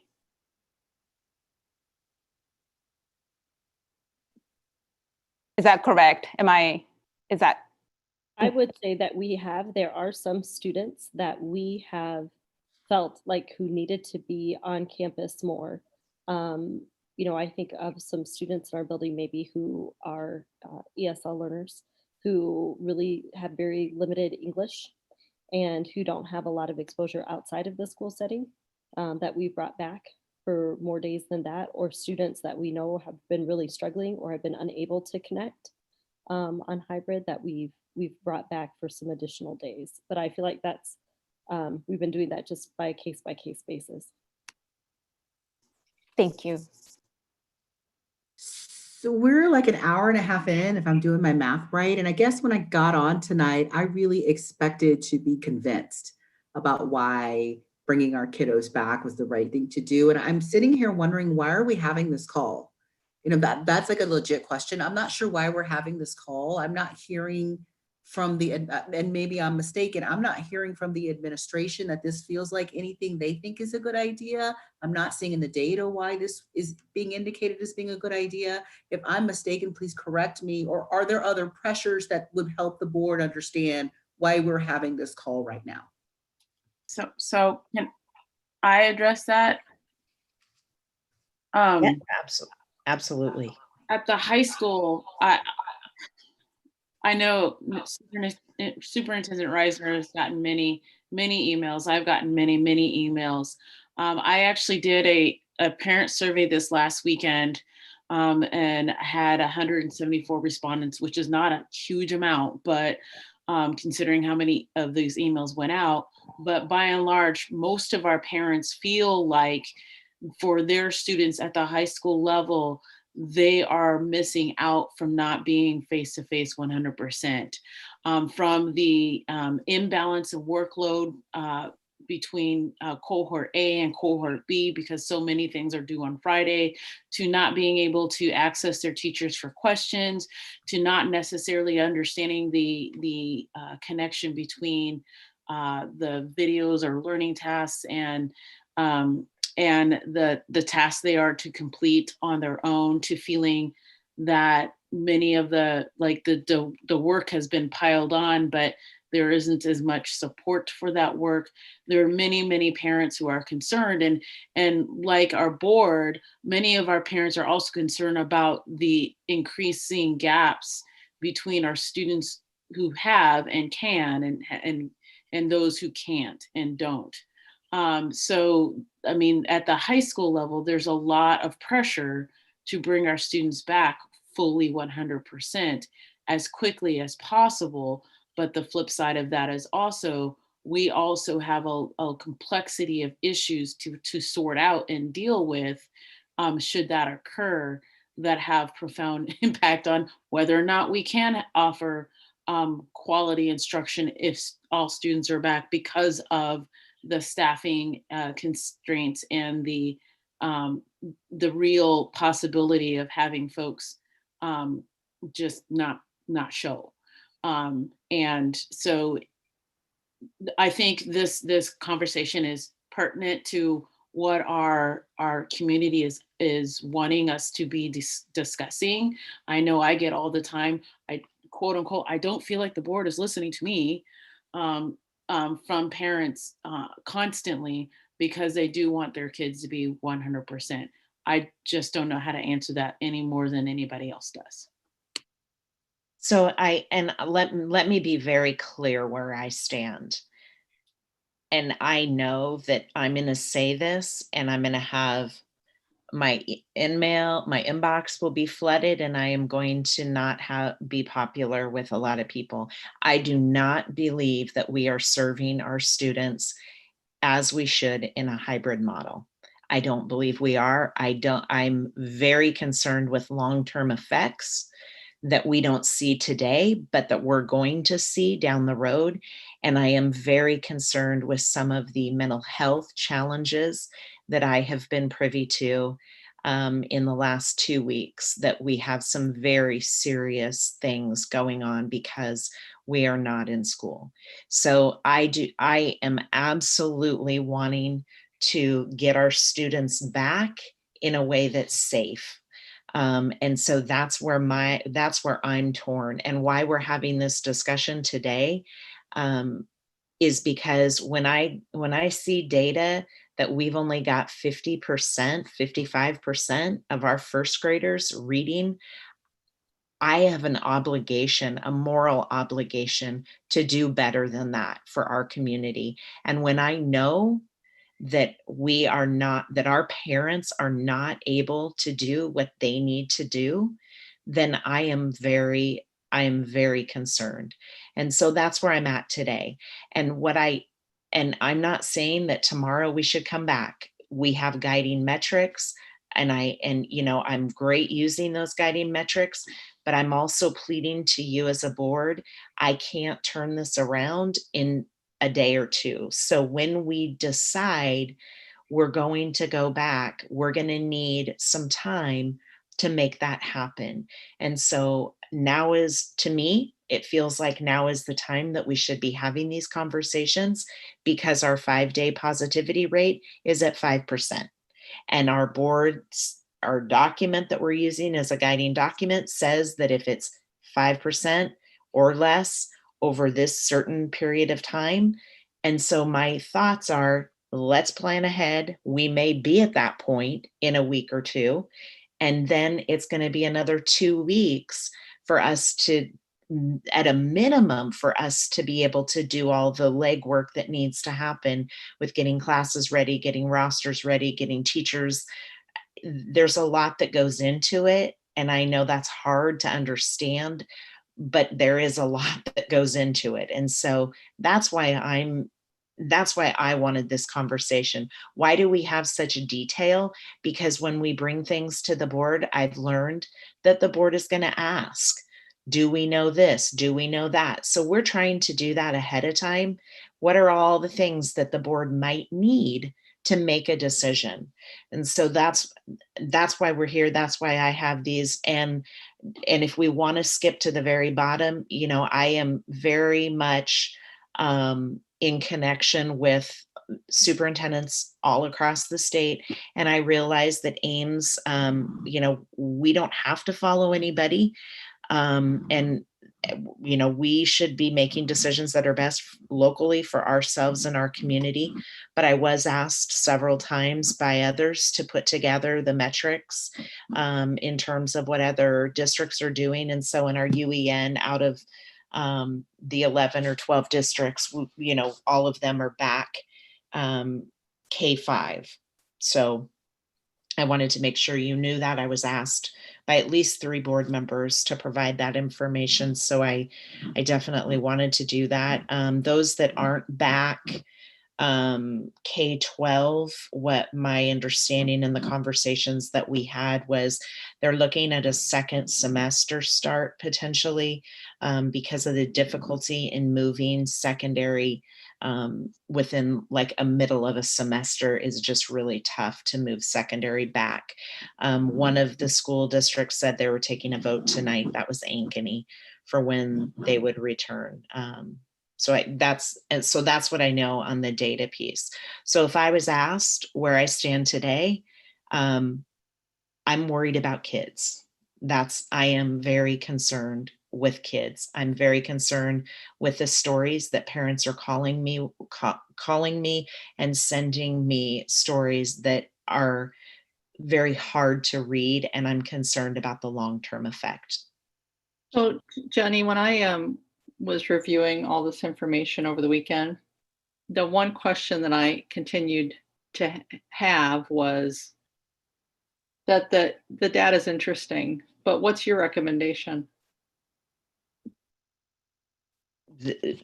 The recommendation that I just gave, I believe we should be bringing. Okay, so when? I mean, what would we vote on? What recommendation are you going to bring to us to vote on based on all this data? I think. That's what you believe.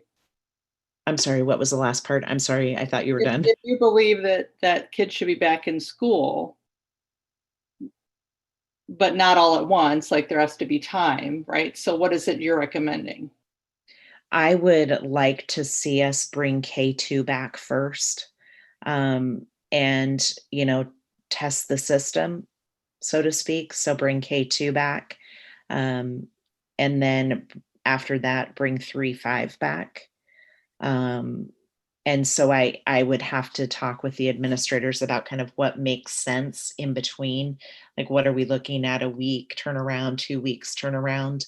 And then, you know, I don't know how we would bring secondary back before the end of the semester. I think we would need to wait until the end of the semester.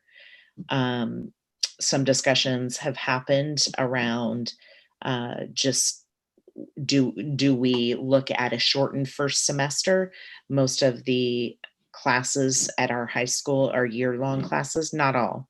Most of them are year-long classes. So the semester, you know, we could possibly, please know I have not, we have not looked at this in detail, but we could look at, you know, shortening that first semester so that at the start of the school year, January, when we come back, January 4th, that could be the start of second semester. So, but I would say I can't see how we could turn around high school any quicker than that.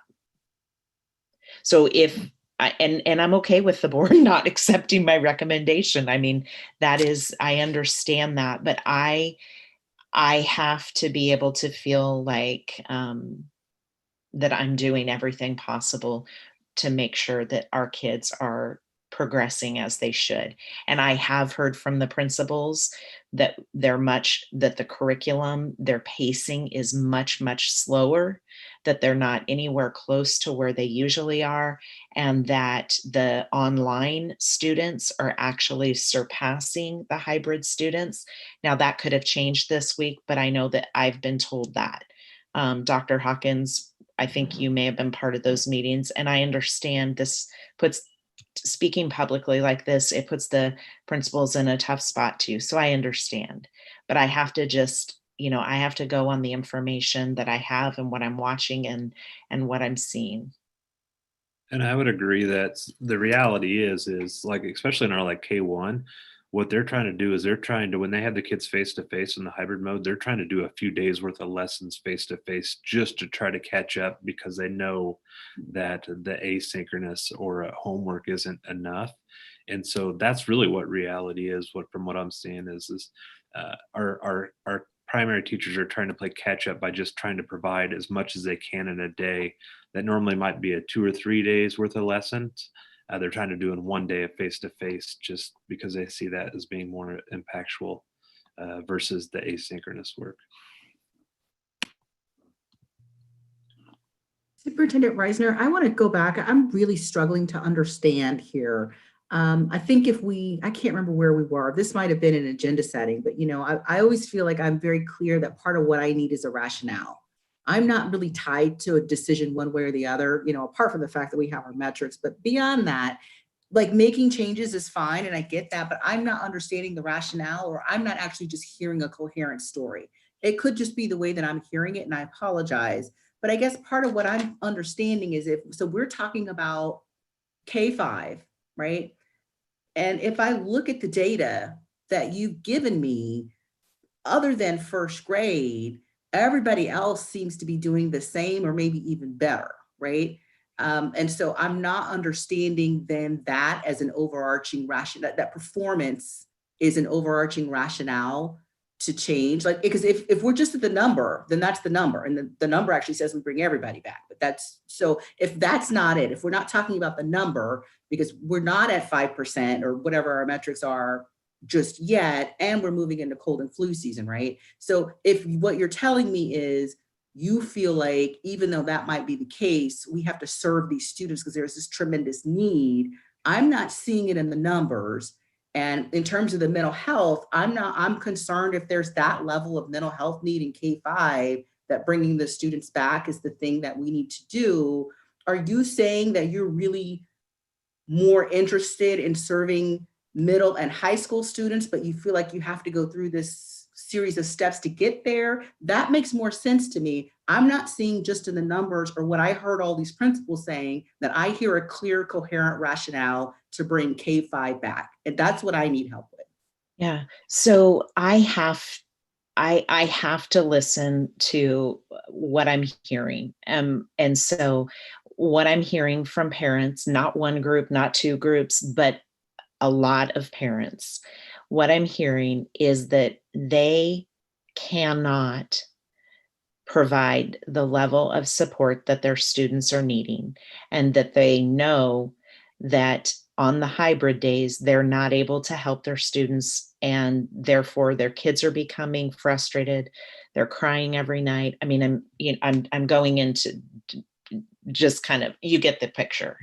And so we have families that are stretched to their breaking point.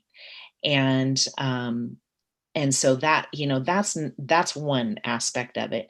The next aspect of it is that I'm hearing from teachers, we're stretched to our breaking point. I can't make any more changes to help teachers. I've done everything that we can do to help teachers. The only thing I can possibly do is add 20 minutes to the school day to give them a little bit of time, 3.5 hours on Wednesday. But that's it. We are at the 1080. I can't do any more. And so what I'm hearing from teachers is what seemed like a great plan in the summer when we never experienced this. Now in reality, it's not working. And so in listening to the teachers, and they did a survey, so they're torn. Teachers are torn too. You have teachers who some feel the model's working, some feel it's not. But everybody that I talk to is feeling like they're at their breaking point, that they're overworked. And there's no way to solve that problem. And I know parents are they're overburdened by this. And I feel like if I look at the UEN districts that are similar size to us, they have been able to safely bring their K-5 kids back. They've done it. So help me understand, because I understand that makes sense, right? You're basically saying you feel as though there is a strain on the system that you're trying to address, right? And so I guess then what I need to understand is, if we are going to make this decision, are we making this decision regardless of the metrics? Does that mean no matter what the rate is, we're not doing hybrid anymore? We're not even we're taking offline on the table? Help me understand how this makes sense in terms of the metrics that we have. And because parents we're moving into cold and flu season. So if the numbers go up, will we continue to use hybrid? Will we use it until people are stressed? Where are the lines here? Mm-hmm. No, I'm not saying don't use your metrics. I think that our metrics, we are getting our 7-day is 5%. I think we're getting closer and closer. The metrics were meant to be a guide, not concrete. That was the one thing that all the medical experts warned. Do not make this concrete. And I tried, to make that clear. This is a guiding document, because there can be too much variable from day to day. So if we use it and it hits 5.2, but we're back in school and it's 5.2 for a day, or 2 days, we're not going to change models because of a 0.2%. So I think there's got to be some common sense that goes along with that. But I'm not in any way saying don't use the metrics. The metrics are there, and we're creeping closer and closer to that 5%. So in my mind, what I should be doing is preparing that we're going to be coming back. What I would do if we got there is I'd say to you, I don't believe that secondary can come back until first semester, even if we are at 5%. I mean, come back until did I say that? Come back until second semester, even if we're at that 5%, because we just can't, the system can't allow for it. So, but I do think that we could bring our elementary kids back at 5.5%, because from what we've learned from other districts, they've been able to do it. Have you been developing the plan all along of how to bring the kids back 100%? Secondary? No. All of the kids. So we start with the premise that everyone's 100%, right? And then because of a pandemic, we're starting kids in different models. But aren't you concurrently planning what happens if the model changes? Right? Oh yeah. We know there's variables in the numbers. And so you're saying that we need all this planning time of what it's going to look like to bring them to 100%. Haven't you been planning that all along? Because that could have changed at any time. Yes, but there's so much, I can't even go into all of the staffing pieces. I mean, there's implications to staffing pieces. We have staff that's fully remote. We have staff that's in the building. We have staff that's partial. So until we know in 2 weeks or in a month, we're going to do this, that looks much different than at some point, which could be 3 months down the road. Because that's just, the staffing's very, very difficult. Superintendent Reisner, if I may, I'm going to ask, could some of our building principals maybe hop into the conversation at this point and share, like, I know that as we began our return to learn plans all the way back in June, right? We planned for what would it look like on site? What would it look like remotely? What would it look like from a hybrid perspective? So to that point, Director Linkaitis is correct. We've always been planning for 3 delivery models, but principals, beyond those plans that are made in the summer, there are some largely logistical things that would need to happen in order to transition back. Would you mind hopping into the conversation and helping the board see why a heads up on timing, like why we couldn't say on a Monday that we're going back full time and by the following Monday hope that it's ready to go smoothly? I can jump in there since I think it most impacts me.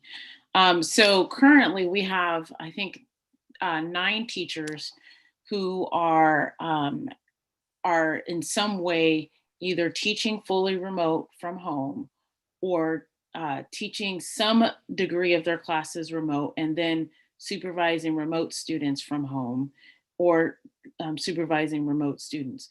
Currently, we have classroom supervisors, which are our subs who are filling those in, like they're supervising those classes when those teachers are teaching from home. The problem is, in order to create that system, in certain cases, particularly science, we had to then shift some students out of what would have been their in-person classes to other teachers. So we have science teachers who are teaching fully in person who are over their caps already for the amount of students that they should be seeing. But because they have cohort A and cohort B, they're not seeing 100% of those students. They're seeing 50 or, actually probably, if I'm really being honest, 60 and 60. Because they're already over their 100% cap. So if we have to think about how we can kind of shift those numbers, we have to think about staffing specifically for those situations so that we're not putting 35, 40 kids in a room, because if we brought them all back, that's what we'd have. In addition to that, like I said earlier, we do have some staff who had asked for accommodation, who had received accommodation, but then had decided, hey, with the mitigation practices, with the sanitation practices, and with the low student count we have, I feel comfortable right now where we're at. If we then bring back all of our students, those things can become very much more difficult to do, especially the sanitation because we're now asking teachers to sanitize after every class. If that classroom is full, we only have 6 minutes between between the end of one class and the beginning of the other, then it's less sanitized and the mitigation efforts are less fewer. And I mean, I could go on. I feel like, those are some of the complications that we face. Study hall is another one where if we brought back all of our students, we wouldn't have a single place to house all of them. We wouldn't have 2 places to house them. I don't think we have 3 places to house them. Lunch is another conundrum where right now we have good spacing, we have social distancing, we have a process and plan that's working very well. But when you start to put everyone in that space at the same time, there is no social distancing. It's hard to then keep kids from congregating. Everything becomes just much more difficult. So we have the lead time is really, and I'll be honest, the lead time really is for us because there's so much complexity and so much involved in trying to put this system together that's been, everyone has worked to make it work just as it is, and it's just barely doing all of the things that we're asking it to do, albeit not 100% well, but we are getting done what we need to get done right now. Well, will you be able to follow the mitigation strategies with face-to-face learning, a return to learning face-to-face at the high school? Given that, let's say that 30% of the high school kids will remain remote. So you'll have 70% of your kids. Will you be able to, because from what you just said, it doesn't sound like you'd be able to use mitigation strategies then. We would not, if we're talking about social distancing, which is, besides wearing masks, is the other leading mitigation strategy we're using. No, because for example, right now I have science classrooms that have 20 kids in them and a 50% hybrid. So then if I bring the other set of kids from B days into that class, even if they have 15, that's 35 kids in a classroom. That there is no social distancing in that scenario. Right now, B lunch is the lunch that houses our study hall. If I bring those kids back 100%, B lunch is our largest lunch. If I bring kids back 100%, even though we are using the cafeteria, the library, and the courtyard, we have nowhere to sit all of those kids because there are just too many of them. And we created the 3 lunch system to spread them out, but once you bring them back fully in person, there's not enough spaces to put them if we're going to remain social distanced. And that, for me, that's the biggest mitigating factor that we wouldn't be able to meet, is the social distancing. They wear masks, and they're really good at keeping them on for the most part. They're following the one-way hallways for the most part. Those other things that we've done, we can maintain.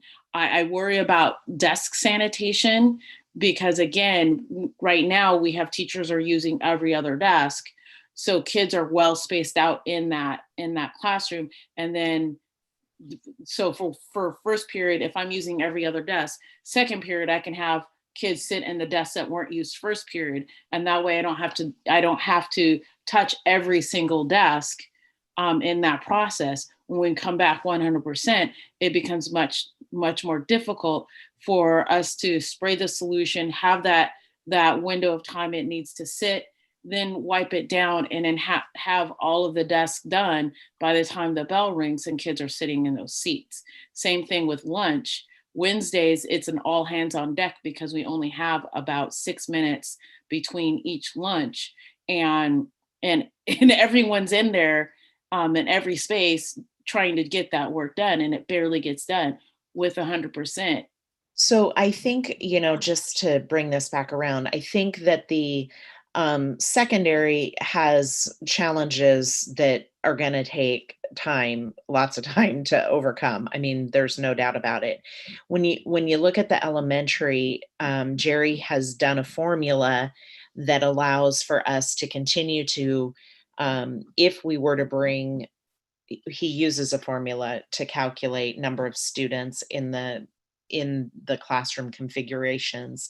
We won't be able to remain at well, I shouldn't say that because we don't know how many students might switch over to online if we come back. So there is a chance, we're at 37%, I think, of remote learners right now. So, if more families chose to go online and say we're at 40%, we're talking about 60% of our students back.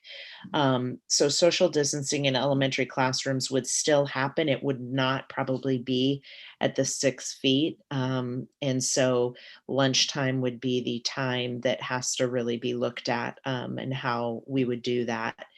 But there are some ideas.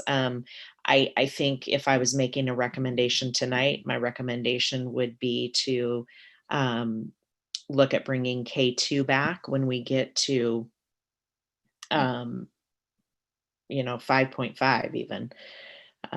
But the sooner we can bring our K2 back, I think the better. I do think we have data that supports that. So I guess a question that I have, I'm feeling really conflicted here. We've been getting the emails as well and hearing the heartbreaking stories from families about the struggles that they're having with students at home. it's also really hard for me to sit here and then hear that, right now our mitigation strategies are working and that we might have to abandon that in order to bring students back. And it feels like it just makes my heart pound just thinking about it. Like, we are trading off mental health for physical health. Like, are we compromising students and families' physical health to bring them back for their mental health? Because this is just a situation that nobody asked for. It's a global pandemic. It's not anything that we can fix. We can't fix that. We cannot fix that. And no matter what we do, that situation is there. And no matter what we do, there's going to be mental health struggles because we are in a global pandemic. It's really hard for me to sit here and hear Dr. Nyberg talk about, if we come back, we can't do social distancing. There won't be social distancing at lunch. The staffing issues. I'm just really struggling to understand what the best decision is. If we lose one teacher to this, that's something that I will never get over. So I guess, and the question I wanted to ask, didn't mean to go off on a tangent like that. But thinking about the metrics, if we're starting to put it out there to the community that the plan is potentially to bring back secondary after semester, well, what happens if we're at 10%, 11% by then? What happens if we make that plan and then, the numbers are vastly different, and the strain that puts on the teachers and the staff to have to then go back again? Do we need to rethink that and go back to hybrid only? I guess that's my struggle. If we're not going to abide by the metrics, then when do we make that decision that even if we're saying we're hoping to go back after semester, that maybe it's not safe? I think that's, great question. I would say we would not want to go back if it was 11%. I would definitely agree with you on that.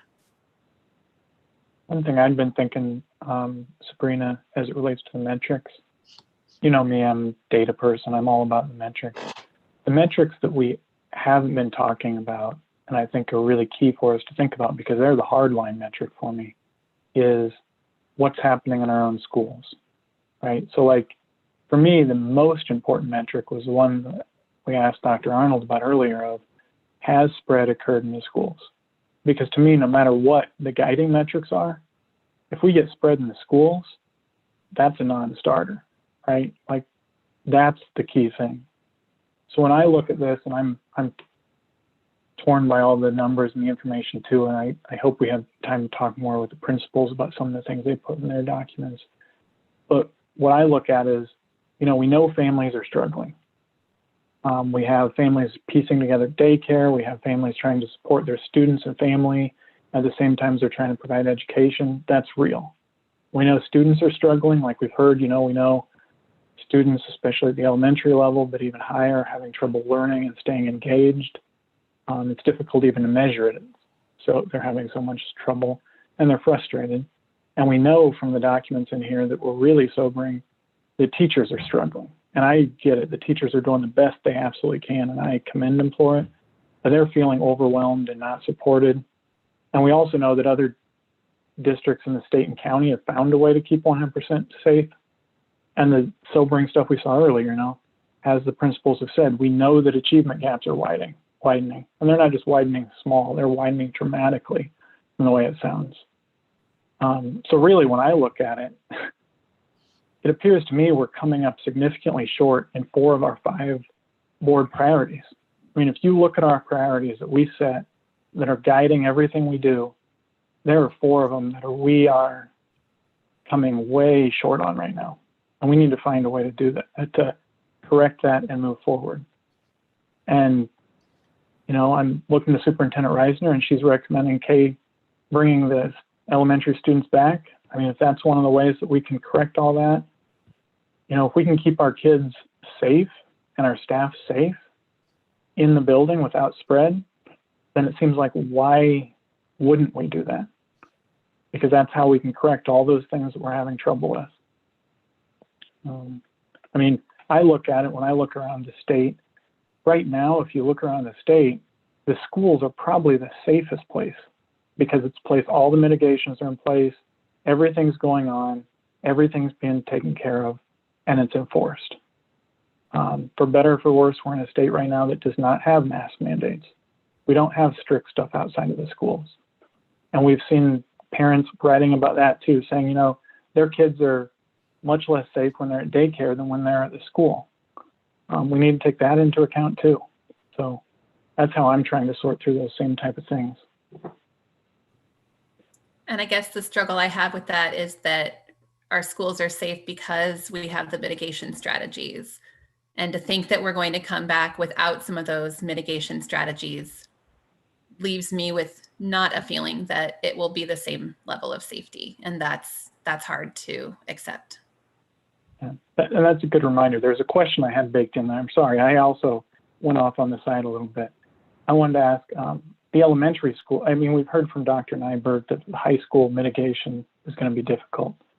For the elementary school principals we have online, if we went down this path and had elementary kids come back, do you believe that the mitigation strategies at the elementary level can be followed and that elementary kids and staff can be kept safe? I feel like we're in a different position in compared to secondary. We don't have quite as much areas of concern as they do. From what I look at it is we can still cohort. We can still keep classes together, which then allows us to do any kind of back tracing if we have to, but we don't have to do a lot of I don't want to call it cross-contaminating, but we don't have a lot of kids interchanging. We already have zones and everything. When we took a look at recess, we have recess zones, and that's just for the classes, right? And one class stays in this zone, the green zone, one class stays in the purple zone, one class stays in the blue zone, and then they alternate kind of through.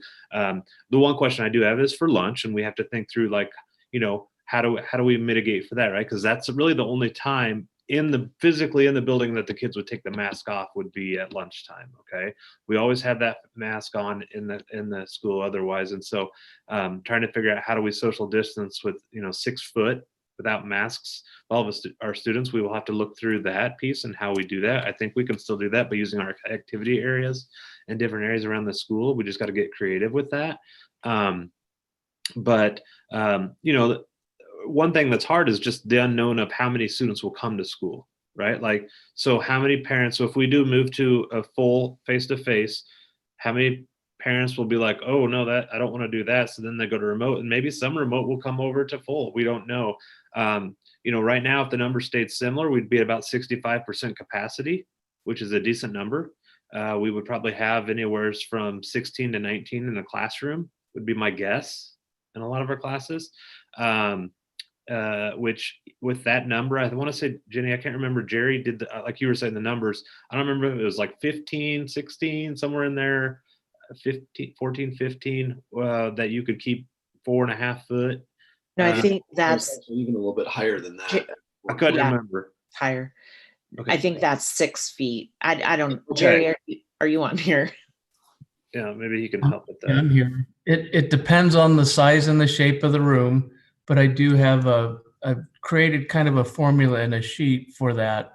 And I could share, I've been populating this sheet based on, to be able to get a room occupancy based on the spacing. So I've got a matrix that we can trace the size of the room and then how many students we can get in based on what module of spacing we want to have. And so I could share that with you really quick. I do have it on my screen.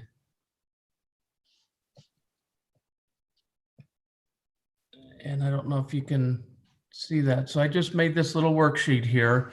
So on the left in the yellow, I've got the room width and the room length, and then we can vary the spacing. And then what over here on the right, all the blue numbers indicate the number of students or occupants we could have in the room, and based on what spacing. So if we get down to the 5 foot space, 5 foot by 3 foot. Can't see that. Jerry, nobody can see it. Oh, that's. It says you're sharing, but I thought it was just me. I can't see the But blue everybody chimed in. I can't see the blue spaces. Can you see the spreadsheet? No, I'm just teasing. I can't see anything. Well, it's a really cool sheet. So basically, though, even if we can't see it, the point is, depending on the room size, you put in the numbers. Yeah. So, I mean, if we're just kind of looking at it big picture wise, we've got 1/3 of the students are doing fully outside of the classroom.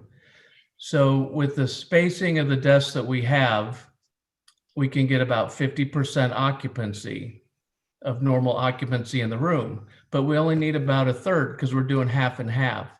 If we go ahead and tighten the desks a little bit or put them a little bit closer, we will easily be able to get from 2/3 to 3/4 of the full room capacity in comfortably. Once we get beyond that 75%, now can you see it?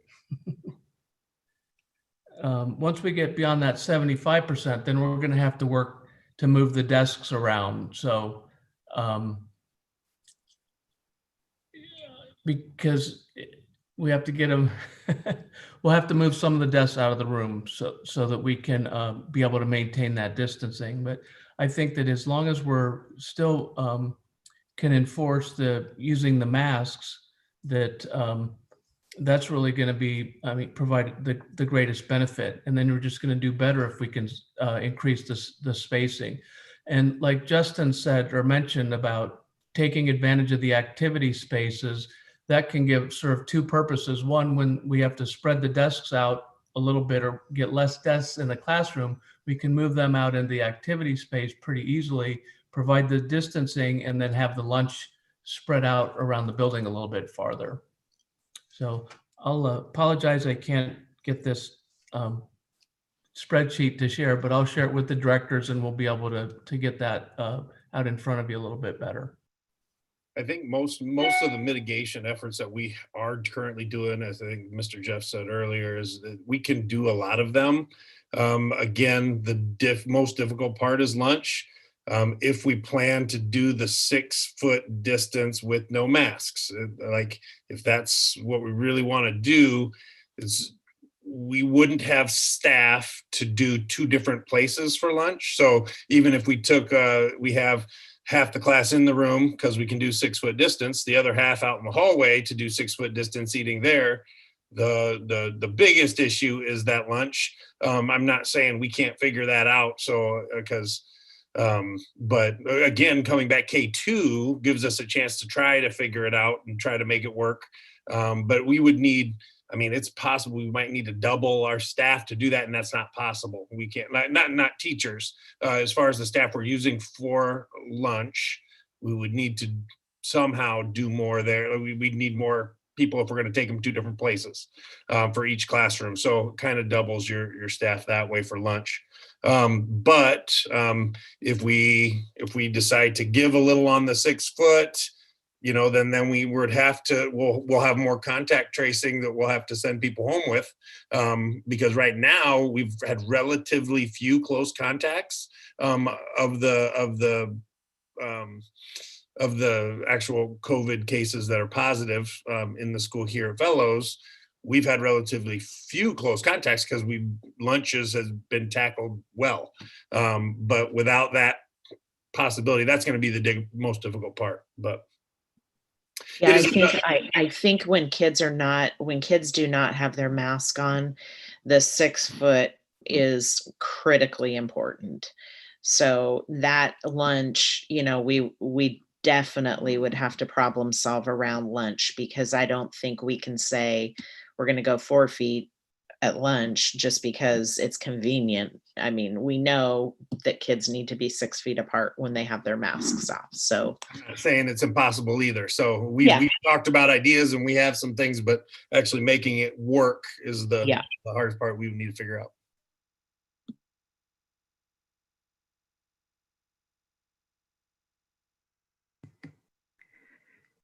I would also add, as I'm looking here at Jerry's chart, our roster numbers for on-site at the elementary, this is last week's numbers, but they ranged from 13 to 20 students. So none of our elementary on-site teachers had more than 20 students currently on their roster.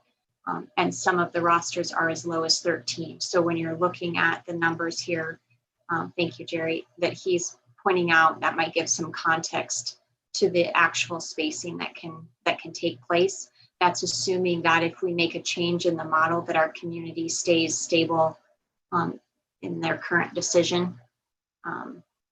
We don't have more students wanting to come back to campus. That would obviously change those numbers.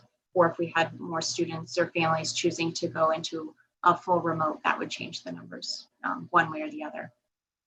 So Christy, when you say roster sizes, so 13, that means AB, they'll have 6 and then 7 or something like that. Okay, so that's total roster. So yeah. One thing I will, maybe, Jerry, you could let us know, this is not taking into account any academic materials that may be in the room. Is that correct?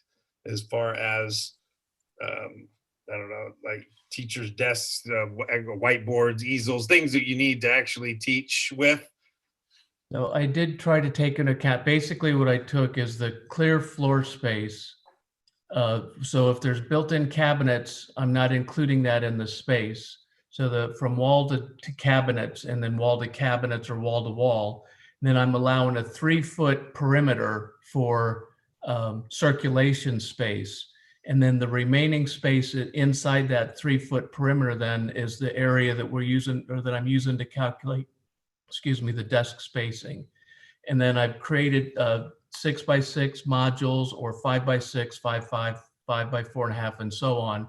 And then tried to figure out how they will situate if we create those modules in a space. And once we get to the end, I have to deal with the remainder. So if I can go up to a half of a space at the end and be able to use that. And when I use that, then I'm going to encroach a little bit into that circulation space. But what I did with that, that's why I create the occupant range. So if I do each module without the remainder, we get 12 occupants in the room.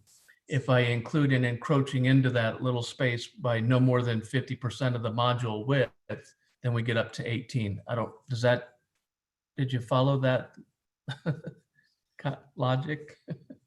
A little bit, but bookshelves, like 8 or 9 bookshelves in the room, those sorts of things is what I'm talking about. Not necessarily circulation walking around, more like in things that just in a room. There's a little bit of circulation that we have just in between the desks that's going to occur naturally, but I tried to be able to start that 3-foot perimeter to be able to include the circulation and the desks. The other thing is, with the range that we're going to end up falling into, is that some classrooms, teachers have brought more extra things in. And so that's going to push us into the shorter end or the lesser end of that range. Whereas if a teacher just has the basic number of bookshelves and so on, and haven't brought in furniture and lamps and other types of things, then they should be able to push into that higher range. I just want to jump in and I'd like to speak to the board just for a little bit. My comments will be addressing the board. I appreciate that conversation we just had about the physical distancing. I'm guessing when we reach 5% and our metrics say to bring everybody back, all that stuff will be worked out because everybody's coming back, right? So to me, that doesn't help me figure out what we do before then, right? If we want to be bringing people back before we're at 5%, because that's what our metrics say, because once people do come back at 5%, we're going to have to figure this stuff out. But I guess what I want to say to the board, this conversation has just not sat well with me. I don't know what it is. And I guess to me, it really all comes back to equity. And so I wanted to I charted down 4 things that I wanted to share that I'm going to be thinking about, and that I was going to ask you all to maybe consider thinking about.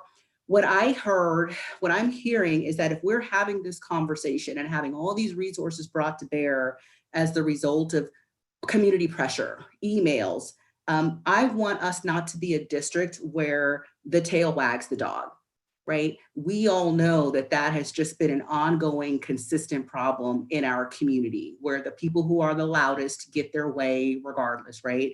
And I think we've done a tremendous job under Superintendent Reisner's leadership and kind of breaking away from that and just saying, fine, you know, there's community pressure, right? And so I wanted to just, first of all, start with that. The second thing is in terms of the emails that we get, right? I'm wondering who we're not hearing from. You know, I always think about that. We hear from kind of the same people over and over and over again, and I see their names and I'm like, okay, some people even have their own little folder and I just put their name right, I just go right in there, right? And I guess what I'm wondering is when we're making these decisions, how are we considering the people that we are not hearing from? And we're not hearing from them because it's working for them or they don't have access or whatever, right? And so I want to just be mindful if we're gonna be a district focused on equity, whose voices we're prioritizing. And I think about kind of this urgent response that we're getting to emails that we've received over the past few weeks or whatever. And I think about that in the context of the equity data that Dr. Jones shared with us, that is historical, right? And I think about all those parents who had all those tears and all those concerns and all those frustrations about the way their students were treated, and nobody cared, right? Nobody called it an urgent, let's have a meeting and fix this problem right away. And I'm not saying that we shouldn't as a district do that, but I wanna be mindful of who rings the bell and we come and run it, right? I wanna put that out there. And then finally, this for me is really the most important part, who are we pushing out? There are people, because part of what I've heard several people say this on the call, what you are hoping is that if you bring students back full time, that some parents will pull their children out of the hybrid model and go fully online, despite the fact that's clearly not their choice. And so I wonder who those families are, who's advocating for those families, and why we would choose, frankly, to push people out of a method that's working for them if it's inconsistent with our metrics. And so I think I just don't have clear answers for those things. And those are the things I'm going to be thinking about and ask you all to think about with me. I think one comment I'd have on that, because I've been thinking about it from equity as well, and I appreciate the comment because maybe I'm just thinking about it in a different way. I have the same concern. Who are we not hearing from? And I go back to Dr. Jones's equity problem solving process. And the first question always is, who is not benefiting from this policy? And right now, based on what the principals are saying, it sounds to me like the kids that are not benefiting and the families that are not benefiting are the exact kids we need to be watching out for. Because like my family is going to be okay, right? I'm privileged. I can have my kids at home. I can be at home. I can help them all day. So when I look at the emails we get, I'm looking at emails with the parents that say, all of a sudden, you know, a quarter of our budget is now going to childcare. We can't sustain that. Or people that are saying, hey, my husband and I now are taking turns who's going to skip work or who's not going to have a job this semester because we can't help out. So those are the people we've got to be listening to. And I hear what you're saying. And really the people I'm listening to on that are the people on this call, the principals. I mean, I don't think any of the principals made any of their comments or feedback about the kids that are struggling based on the kids that are the most well off in the community. I think it's the kids that are suffering and the gaps are widening. I think multiple principals said, you know, what we're doing right now is widening those gaps. And that's inequitable. So that's, I lay awake at night worrying about the equity side of this. So I just wanted to bring that up because I think there is a legitimate discussion to be had for the equity side of what we're doing could be harming equity. But I'd be very interested to know what other board members are thinking related to that too.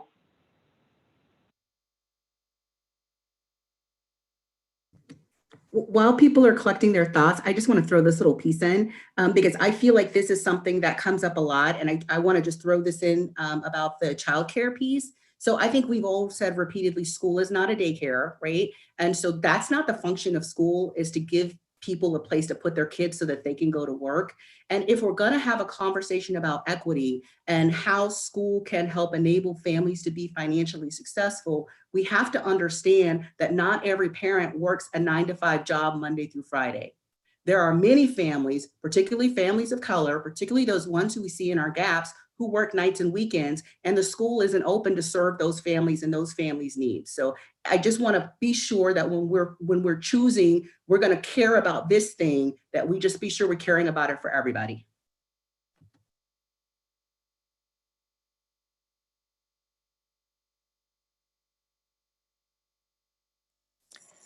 I guess for me,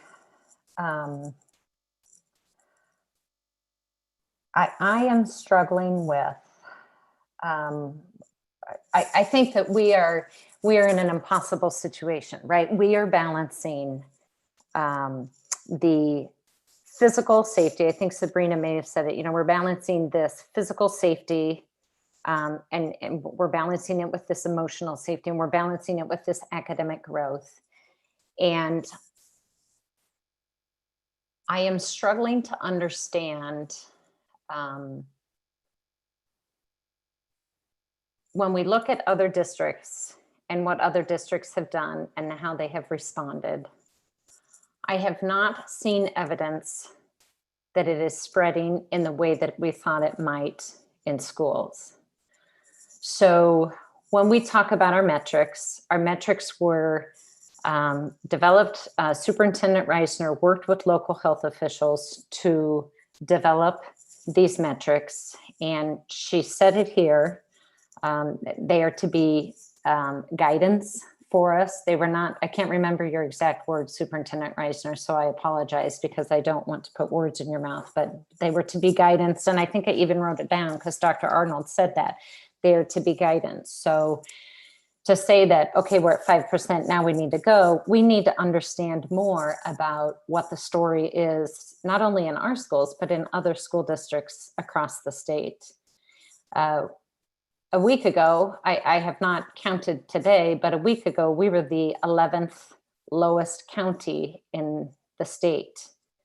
And so there were only 10 counties that had a better positivity rate than us. Now, understanding we were still not at the point in which we would desire to go, that our metrics indicated that we should go back to school, but we were in the 11th, I'll call it safest, but that's not a fair word to use, but that's what I'm going to use, the 11th lowest positivity rate in the state. So I guess for me, trying to understand and how you weigh, and there is no easy, there is no right answer, but seeing the struggles that our youngest learners are having and seeing that, putting it with the research of what Dr. Arnold said, but then also listening to our superintendent, who is our educational professional and leader, saying that she would be recommending our youngest learners to get back into school.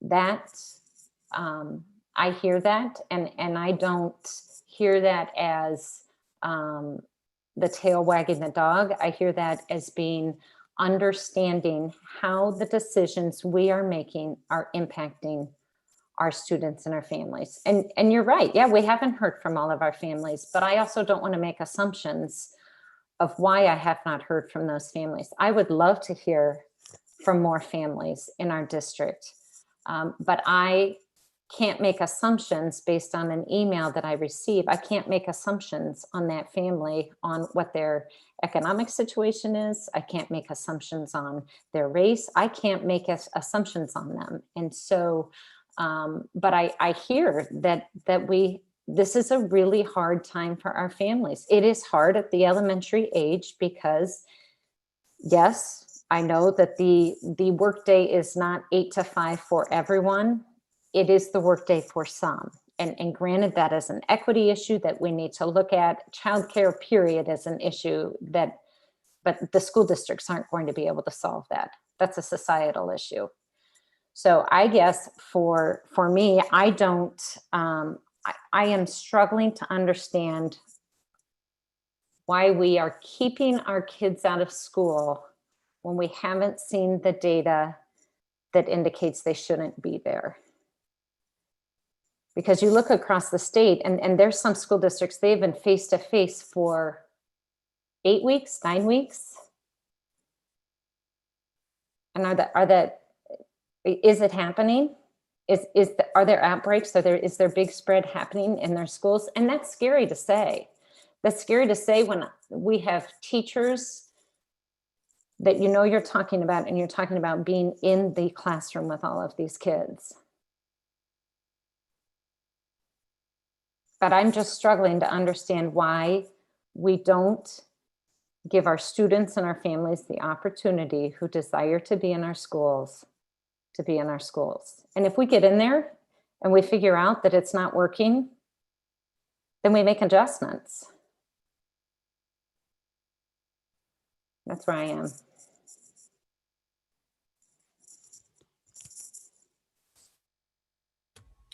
And I totally hear that. And I hear the concerns, and I've been following the little bit of research that's come out about younger students or younger kids and their susceptibility or their ability to spread COVID. I'm not saying that I couldn't get behind a decision to send our youngest students back into school. But what I will say is for me, I think the reason that we have not is because we are listening to the experts who are out there rather than looking at anecdotal evidence of what's happened in small town school districts around our state. That the metrics that the district developed are based on the best guidance out there from the top experts. And so that for me is the reason that we're not. And once again, I said it earlier, but while I recognize how hard this is, and we, because of a medical issue in our family, have chosen to have our kids remote, it's not working. It's been very hard. It's incredibly hard. My husband and I are both working full-time from home. We have 4 kids. It is so hard, but it's not the school district's fault. This is just the situation that we're in. So yes, I mean, I am not opposed to considering, especially bringing the younger students back. But I do just want that reminder out there that, we are following the best information that is available in a completely unprecedented time.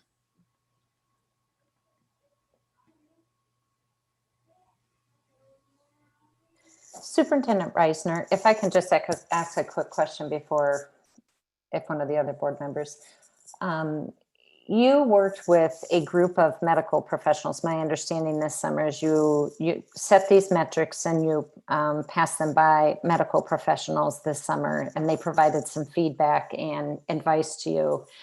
Have you at any point gone back and asked them are they still following the situation? Have you ever gotten any more feedback from them on those metrics? No. Okay. I did not, no. Okay. I certainly could. Well, and now I would have Dr. Arnold do that because sure. she's in all those circles that I'm not. So she could, and I don't know, maybe she has. Dr. Arnold, have you talked to any of those that helped us develop the metrics? I have not, other than just the review that I provided at the previous, just with national data. I have not gone back to our local, for any purpose. I'm just wondering if they would have any feedback on them since they were established in July. And so much of COVID, we keep learning. Right. It's an ever changing thing. And we're learning more and more. When it started, we didn't know we should be wearing masks. And now I don't leave home with 3 in my pockets. Right. So I don't know. I don't want to push for that if nobody else would be interested in that. That was just something I thought of. Be interesting. But we got one email that said that Story County Health had we got an email, right, that had a recommendation from the head of Story County Health in it that was referenced back to us saying that they thought we could or should be back.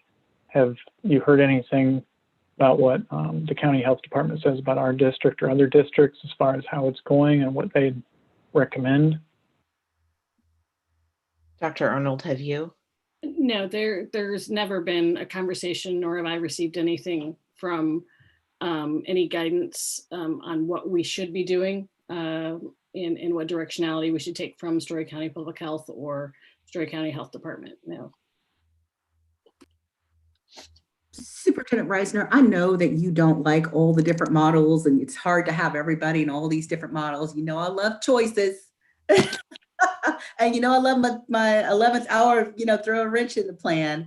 But because I don't, so what's hard about this conversation is nobody's wrong, right?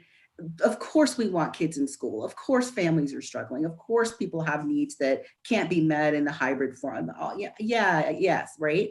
And so part of what I'm wondering is there another way? I'm just trying to think innovative. I don't like the all or nothing thinking. I think that's what gets us in trouble, especially given the fact that we would have to either lose our mitigation or substantially alter our mitigation. I wonder if there is a way to rethink about the modified remote, if that's the category. I don't remember which one it is, but there are a group of students who come every day, because I think part of what I think the people who are in hybrid and it's working for hybrid, what we don't know is how many people want to come every single day, right? And so let's say it's 25 kids a building. It's not, but let's just say it was. Could those be accommodated in this modified remote, or you're calling it a modified hybrid, right? Whatever, Darcy, what's it? Darcy, what are we calling that? Well, I didn't know it had a new name of modified. I didn't either. we put out hybrid guidance where teams had a guide, just what I said, guidance to decide if a student should attend more days. And we were very careful at the beginning, and because we were being cautious. And then I spoke 2 weeks ago. I'd had some phone calls before, and people said, hey, we're getting new data that says we have some students not being successful in hybrid that fall into some of these categories of homeless, low SES, or not low SES, SEL, special ed. Can we, even though they initially didn't really meet our guidance with this new data, can we bring them in more days? And we said, absolutely. Work with each building has to look at how many students are coming in each room. We still want to stay within that 50%, but yes. And so then I sent out an email about 2 weeks ago, sharing that with everyone. If you have students with the data now that they're not being successful, that you want to see if meeting with the IEP team, or if it's not a special ed student, meeting to see should they come in more days, you should do that. Again, try to stay within your 50% for your first grade room or your fourth grade room or high school. So buildings have been doing that with the data they have. So what I think I hear you saying is, could we even do that a little more, or what, to find out. But yeah, when we know students are not being successful, we didn't get to me on the little chart for special ed, so I was kind of waiting. But special ed data is much more difficult. We don't give every single special ed kid a test. I mean, they all take fast, but when we dig into IEP, every IEP is very individualized. And so they don't all have the exact same IEP goal with the exact same measuring tools. So it's harder to collect some of this. And our email went out today with a form to try to collect more data for you.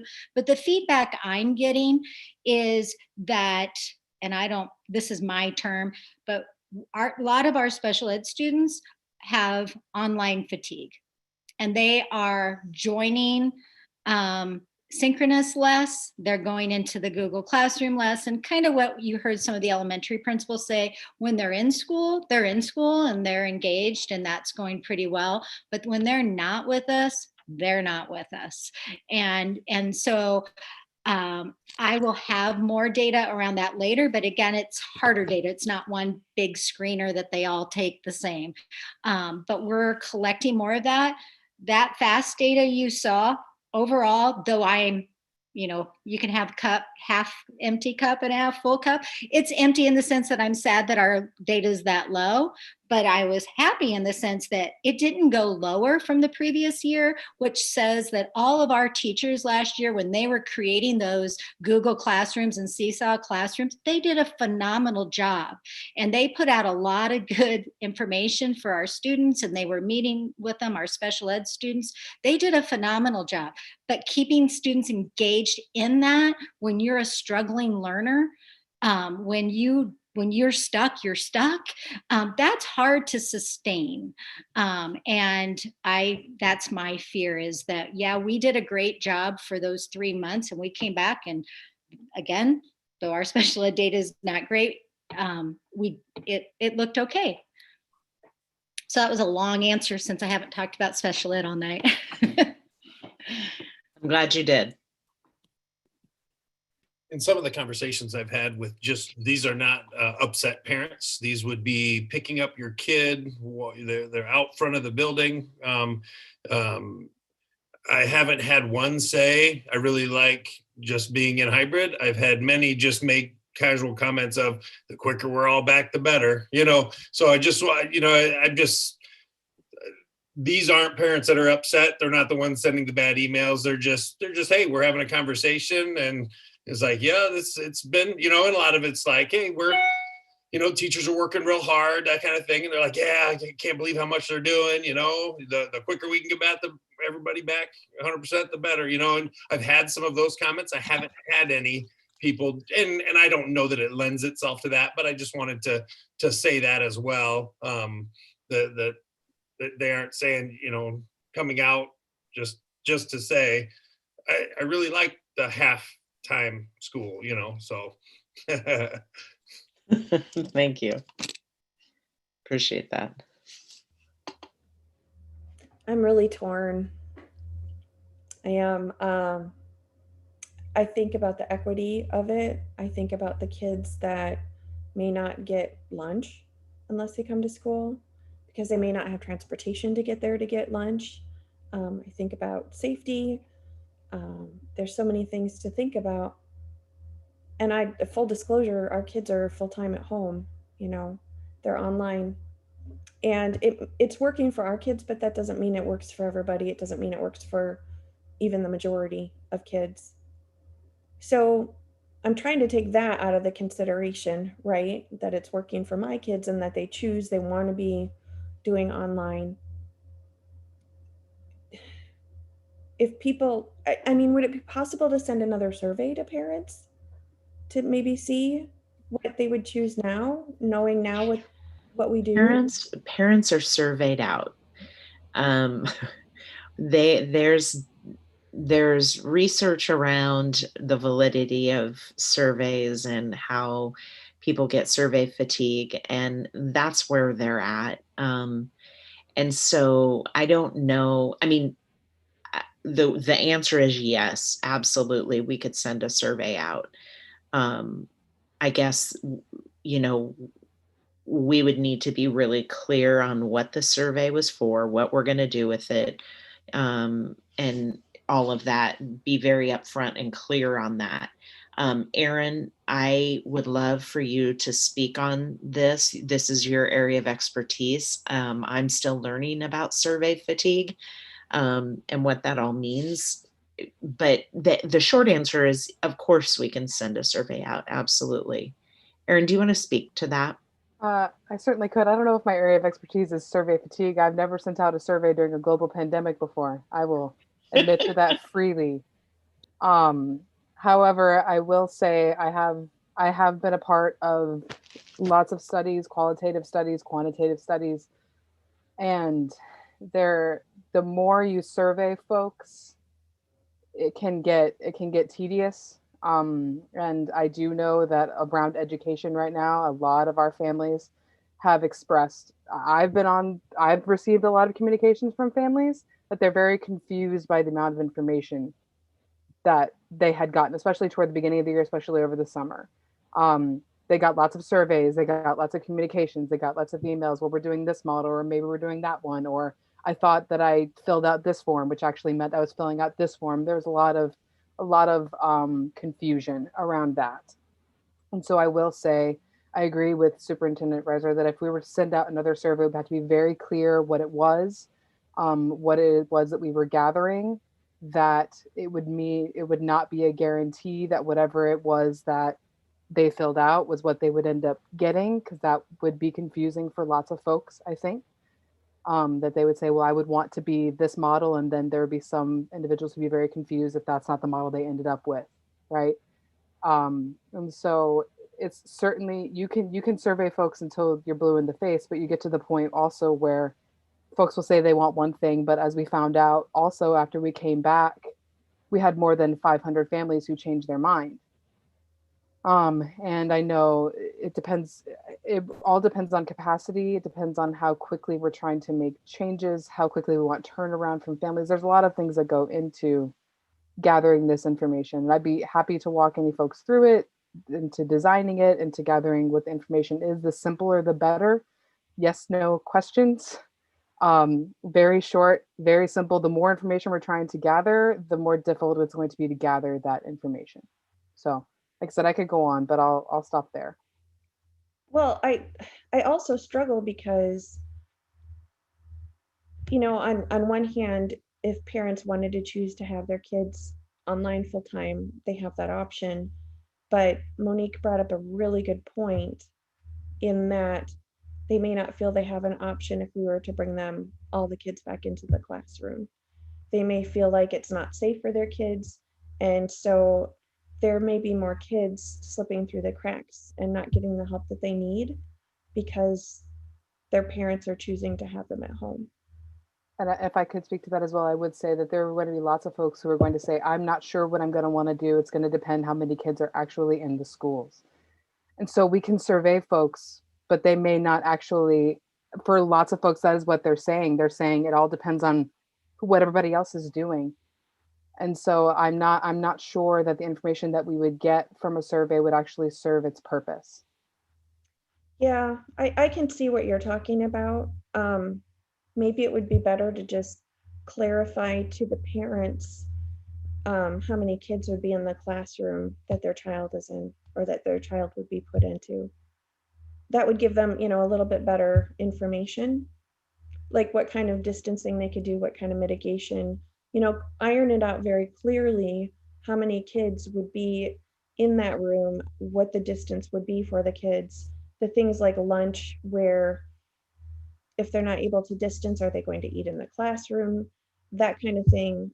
The more information we could give them so they can make a better informed choice would be better. But there are still parents who would feel like they don't have a choice. So I kind of get both sides of that, and I'm really struggling with it.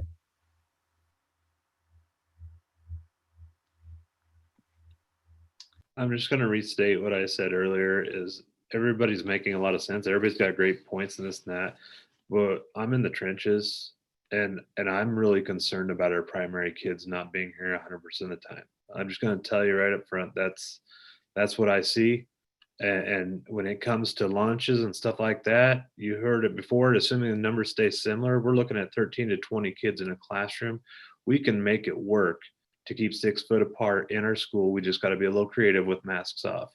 I'm just saying, like, I don't want to hold off from making an important decision like starting to bring some of our kids back if we don't have to, because I see the pros outweigh the cons when it comes to bringing kids back in the primary, especially to start. I don't like not having them here every day. And I'm not seeing a lot of value right now in our current mode with our primary kids. It's not the best we can give them. So on that point, comment. Oh, sorry. I'll just make one short comment. I was thinking as you were talking, Gina, and what we'd be trying to measure with the survey is kind of that silent group we don't hear from that Monique mentioned. But what we want to know is how many kids are struggling. And an alternative to the survey would be to ask the principals maybe. They are living in the trenches. And maybe that's a way to do it without having the downsides of the survey, is to go with what they're saying and what they're seeing. I don't know. Sorry, Michelle. Oh, it's okay. Like everyone, I get up every day and I read the information and I get more and more confused. I read the letters from the parents. We've had letters go both ways. But one thing that hasn't really been mentioned tonight is what it's doing to teachers. And I think that's a really important component to think about, because if we're having staffing issues and it's impacting our teachers, are we going to have worse staffing issues? And I also think that there's clear evidence that younger kids need the social interaction to learn. Older kids can get by learning online. It's not the case for younger kids. And I think that without a compelling reason not to, our goal should be to get kids back to school. And so if that's our goal, then which of the kids can we get back to school the most safely? And I think that we've heard that it's our primary education kids. And I actually wrote down when I was reading everything, K through 3. So that's where I stand. I think we should make an effort to get our youngest kids back to school.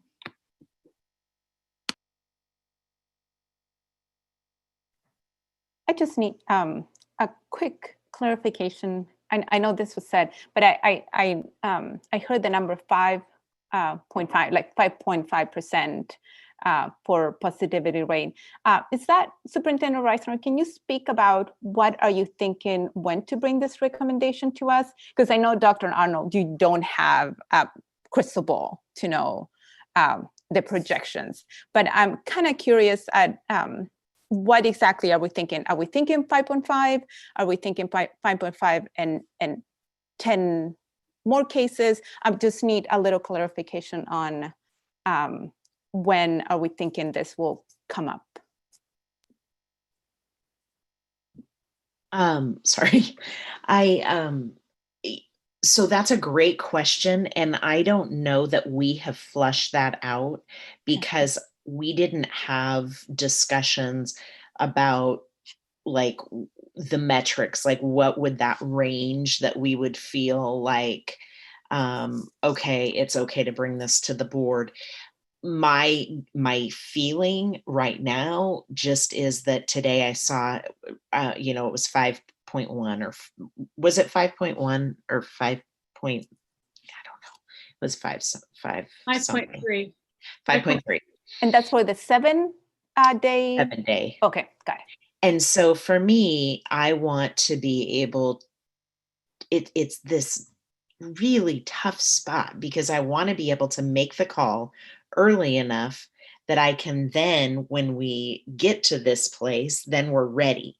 And so it goes back to what I didn't answer it very good, Director Linkaitis's question. And I still don't probably have the right words, but yes, we have plans, but those plans are, they're pretty rough until we really know, okay, this is the date, start rostering, start doing all of those things.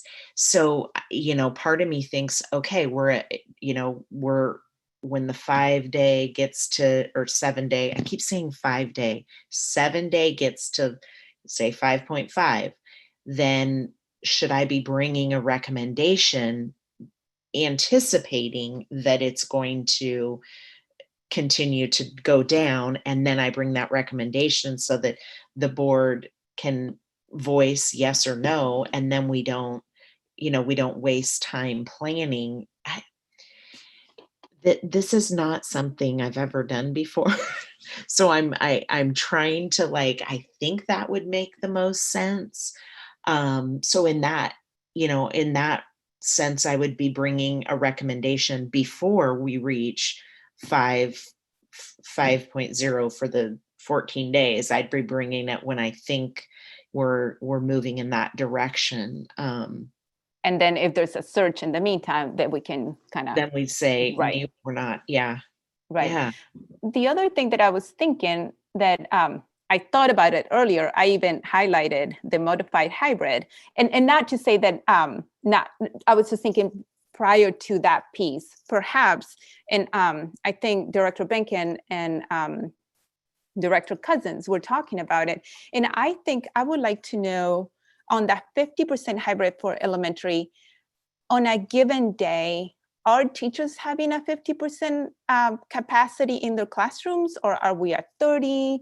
Because I know in some of the secondary, some people have like 2 children in the classroom. So I don't know what that looks like in elementary. And perhaps in the meantime, we could try to kind of like get some of the littles that they need some help. So I wonder if they could speak a little bit to that. And I know it's getting late.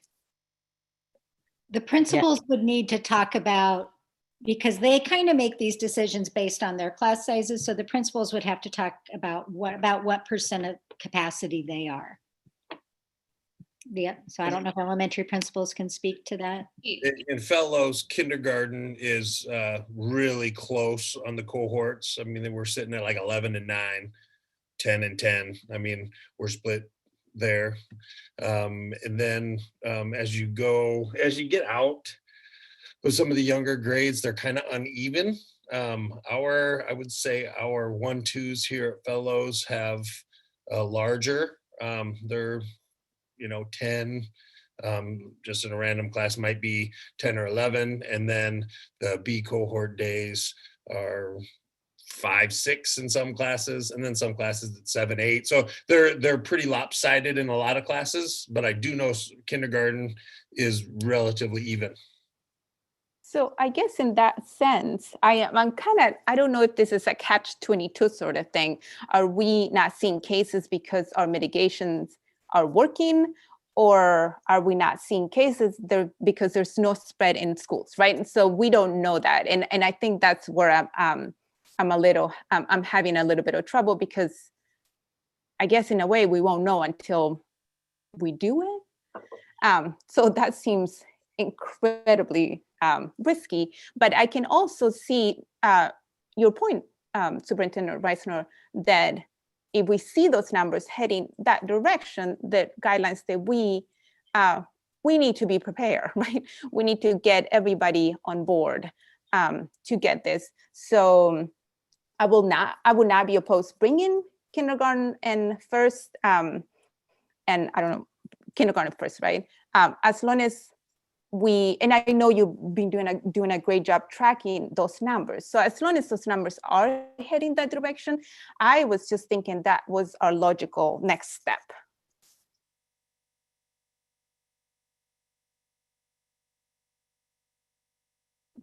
Thank you. I would just like to put a plug in for preschool. We are about 25 to 50% right now, so about 4 to 8 kids in every cohort. And then if we came back 100% or come back for our 4 days in a week, our larger class would be 15, which would be a little over our dimensions that Jerry and I worked on this summer, which was kind of rough because we have an inclusion, every classroom is an inclusion classroom. We have students with IEPs in the classroom. We do have 3 adults. So we talked about total occupants versus, students. And because of this and, the possibility of coming back, we do have a couple on our wait list to keep our class size down. But, there's always that wonder of, depending on the decision, how comfortable families feel and, will they transition to remote? But Northwood students are doing amazing at wearing their masks. We're still trying to be consistently and correctly wearing the mask. And we are documenting, making sure that students aren't within so many feet for that 15 consecutive minutes, so we just are working hard on tracking that. And we're having a meeting this week just to make sure that we are going through and we're not getting lax and making sure that we are still cleaning, because I am confident that we can keep safe without a spread because, our preschool teachers are the art teacher and the music teacher and the PE teacher. So we are able to keep our cohorts in a classroom and be safe. So I just want to put a plug in for preschool when we talk about, pre-K1 or pre-K2 moving forward. Thank you so much. Yes. Pre-K. So that we need to say that clearly now. Thank you, Kristen. Can I speak up just for a few moments? Because I think at this point we've heard from elementary, preschool, and high school. So I just wanted to make sure that you all as a board, community, families know where I stand with this. For me, it is a very simple answer. No, we cannot maintain social distancing in our building if we have 70% of our kids return back to campus. That is what causes me the greatest concerns. Over the weekend, we were notified about our first positive case from a student within our building. And when we finished our contact tracing, what happened was that we were only needing to quarantine 2 students. And that's because our mitigation, preventative steps, all of those things were in place. And those things go away when we add 100%. So for me, I'm always going to make safety my #1 priority for my students and my staff. Superintendent Reisner spoke a little bit earlier about the need to give secondary level, especially a longer period of time to transition. The #1 reason for us is that one of the things that we built into the schedule in a teacher's day is a virtual academy. This allows that teacher to be able to work with students who are in remote campus or learning from home that day, but it also, when they don't have that support to give, or they don't have to meet that need with a student, gives them additional time for planning. So if we go back to 100%, which we were very straightforward with our teachers in the beginning, when we go to 100%, we're not able to have that extra period. And this is prior to students returning back to school. And I just worry that, the feedback we're hearing from our staff is that we can't keep up. Like, we can't do all of this and have less time. So that means the elimination of that additional 45 minutes each day for 5 times a week, or 5 times over the course of the week. That's a significant loss of planning time. But nonetheless, if that's the direction the board goes in, then we would have to make that work, and we would have to redo all student schedules. So we do need significant lead time to be able to make that switch. I think I heard Principal Jeff's talk about the substitute shortage. Just to paint a picture, we are short every single day. And one particular day, we had 6 classroom teachers without a sub. And we don't have enough support personnel to be able to staff the cafeteria during lunch duties, because we now have 2 separate cafeteria spaces for kids. So we're stretched to the max with this. So if we go to 100%, I am concerned about just the level of time we need to spend cleaning and sanitizing the gym and the cafeteria to prepare for the next lunch. And we would have to have way more lunches than we have now. So, and then the other consideration is busing. I do want to talk from a family perspective. I've heard, as well as you all, about parents who are wanting to go back 100%.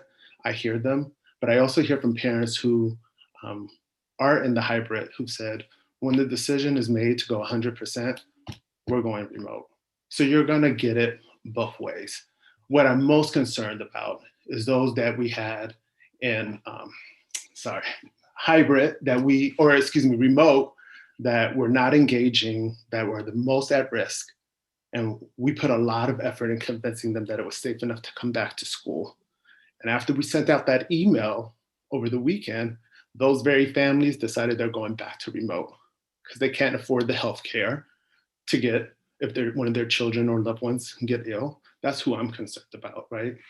So there are a lot of people who do like the hybrid because it makes them feel safe. And I don't want them to make decisions about going to remote because there are a loud portion of our community that is wanting 100%. I'm most concerned of those who are in hybrid and who are in remote because of safety. So I said my piece. Thank you. So, just a follow-up question, Jonas, because just in, I mean, total transparency, because it's, I've heard from we, the board and I, we've heard from a number of your teachers about their level of exhaustion and not being able to keep up. I did have one teacher who, told me we're bordering on exploitation of teachers. And so I need to understand, like, how when we hear them say that, how do we, what is it that our plan is to help relieve that? Or because that is a common message that's out there, that we're exploiting them, or we're, they're exhausted, they're working until midnight every night. And I don't know, what that balance is that we need to find, but I'm concerned about them. Yeah. So one of the things that is leading to the exhaustion is, essentially teachers are teaching kids that are in front of them, as well as those who are in remote. And so in order to be able to serve those who are learning virtually or in remote, it requires teachers to record a lesson and upload it into Google Classroom. Well, I think people would think that, recording a lesson should only take, if it's a 30-minute message, 30 minutes. And the reality is that it's a lot more time than that, because, they have to rethink constantly about, okay, the kids are not in front of me to be able to ask questions or prompts or need support, and I can look at their faces and be able to respond to that. So I have to be extra thorough. I have to be very thoughtful in how I'm providing this instruction. So that takes a lot of time to put that together, and then the uploading process. So the reality is that, we do have enough students to be able to have a remote campus. But if I'm going to be frank, the reason why we can't move forward with that plan is because, and it's not a criticism, but parents, families have the ability to make decisions about going in and out of models. And for that reason, I can't permanently staff a group of teachers over here, because I don't know which way this is going to go. And so we're a team concept, so we would have to be able to make those movements in a team if we really want to create that structure that the middle school has in person while they're learning remotely. So So some of the things that we're doing, I guess if my teachers are watching this, I sent them an email saying we will discuss this next Monday. Before you move off of that one subject, so we've been in this model now, for a couple of months. Would it solve the problem if we then did away with the ability to change monthly? Would you then be able to staff differently?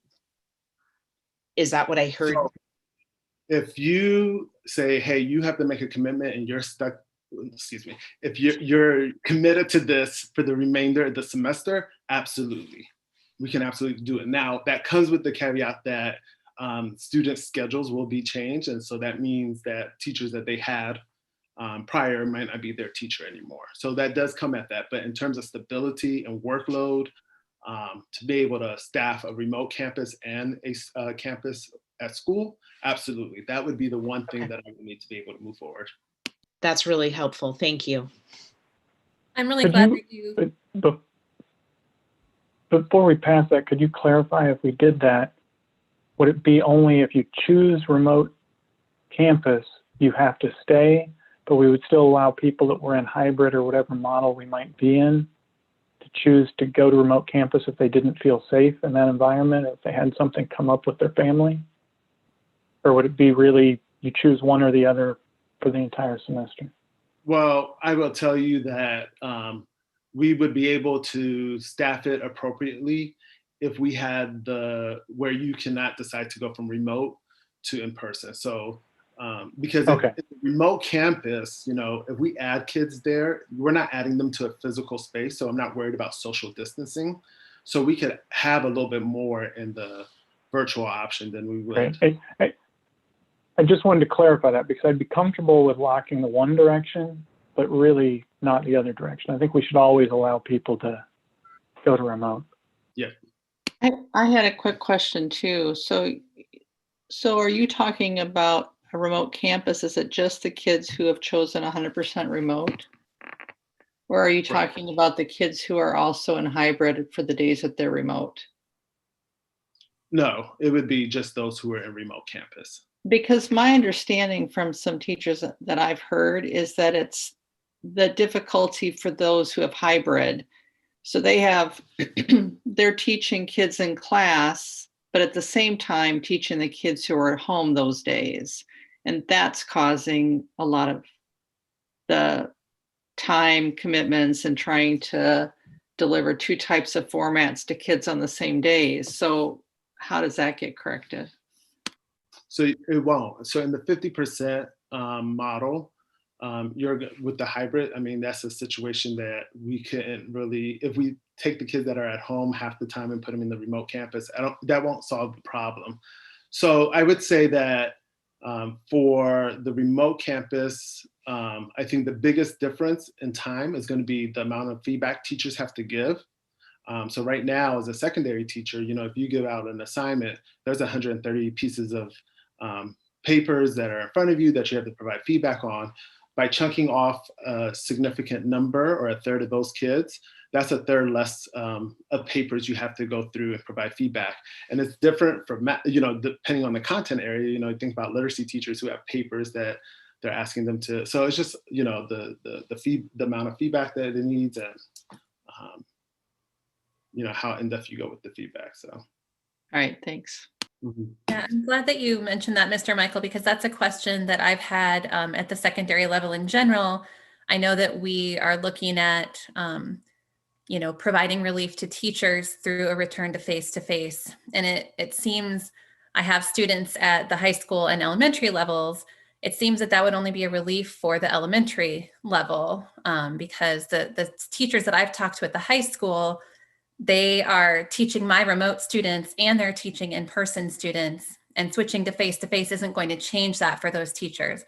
They still are going to have to, you know, do their video lessons for the remote learners and then be teaching kids during the day as well. So I'm still concerned about teachers at the secondary level as well.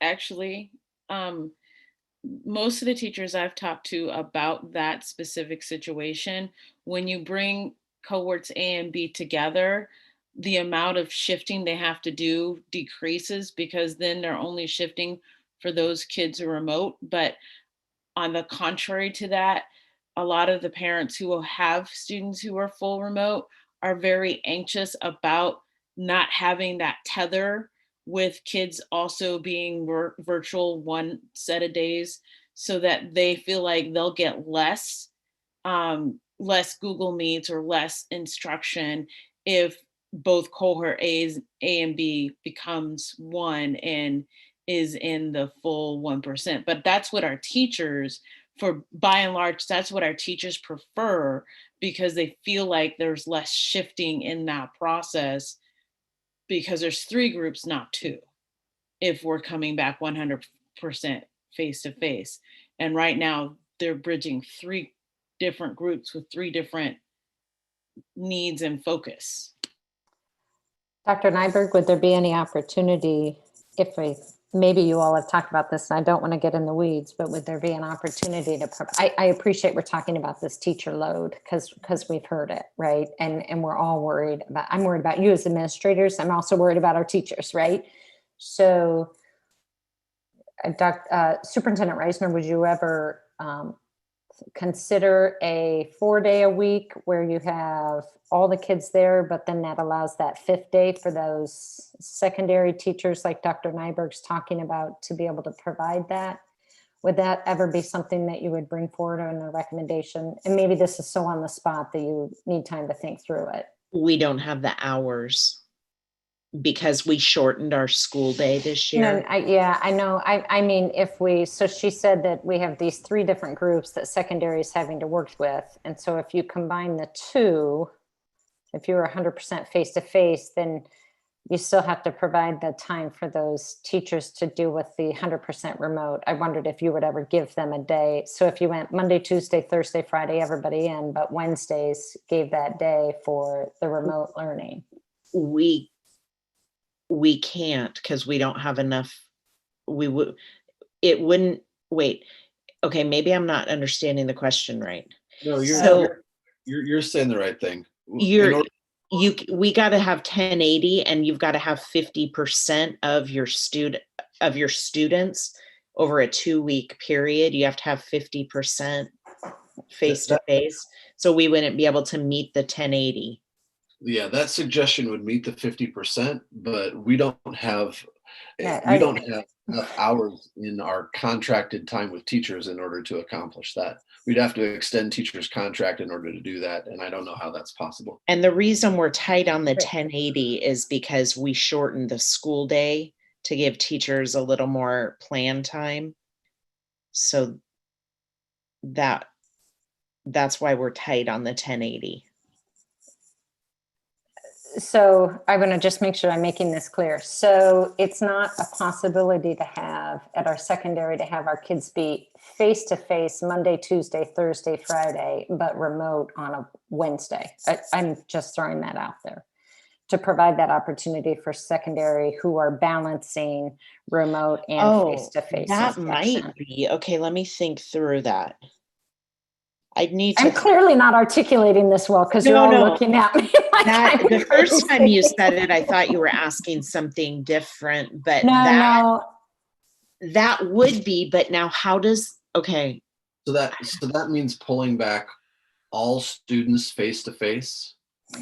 I'm just thinking about in the ways that we relieve pressure on teachers. And what I heard Dr. Nyberg saying was, yes, you have and I think it's obviously at the middle school too, but how they balance it. If your teachers are still responsible for remote learners as well as face-to-face, is what I'm hearing would be the case with Dr. Nyberg at the high school.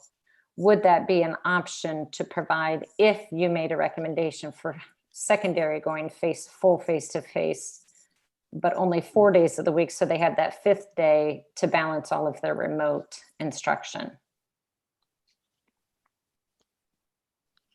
I'll ask you at another time because clearly I'm not. No, I think we just need to think. I need to think through it. It's breakdown that I'm just trying to think through in terms of the responsibilities on our secondary teachers. You're hearing that the full face-to-face, what I'm hearing, it's solving some of the challenges, our elementary workload situations, but it may not solve all of the challenges that our secondary education teachers are being faced with. But if they're back full face-to-face, I think I get, but if they're back full our high school face-to-face, teachers, they won't be doing hybrid. Right, but our high school teachers will still have remote responsibilities, won't they? No, no, they won't, because how are we gonna, Valerie, we don't have enough staffing.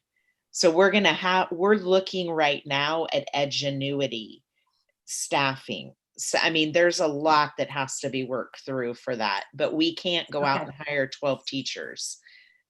I mean, Valerie's going to be short, 9 to 12 teachers? So, but right now, even the teachers who are teaching remote, most of them, not all of them, most of them have some complement of I'm teaching students who are in person at school at some point or another. And then I also have a complement of students who are fully remote. And so if we did what Director Friends, Elisa, just say Elisa. Sorry, it's Elisa. It's okay. Suggesting, it wouldn't. That part, the part that would leave us short-staffed is the in-person part because of how we've had to shift for the teachers we're not teaching a full complement of in-person classes. So that's, I think that is probably in the weeds that It we is. would I'm have to sorry. As soon as I started asking, so. Lots to go through on that. Yeah. I'll jump out of the weeds for a second and just say, since we're on the teacher topic, and I appreciate everything Jonas said and bringing it up, and Dr. Nyberg. Yeah, the decision about whether or not kids come back and when, that one's hard, but I would guess most all of the board would be for any recommendations you have on things we can do to help the teachers out, because in whatever model we use, we've got to find a way to help the teachers. And the information that you shared with us, I mean, is very concerning about how are we going to be able to support them. So any creative ideas you have that if you need our support, I'm all for hearing that, because we've got to make sure to do the best we can for our teachers.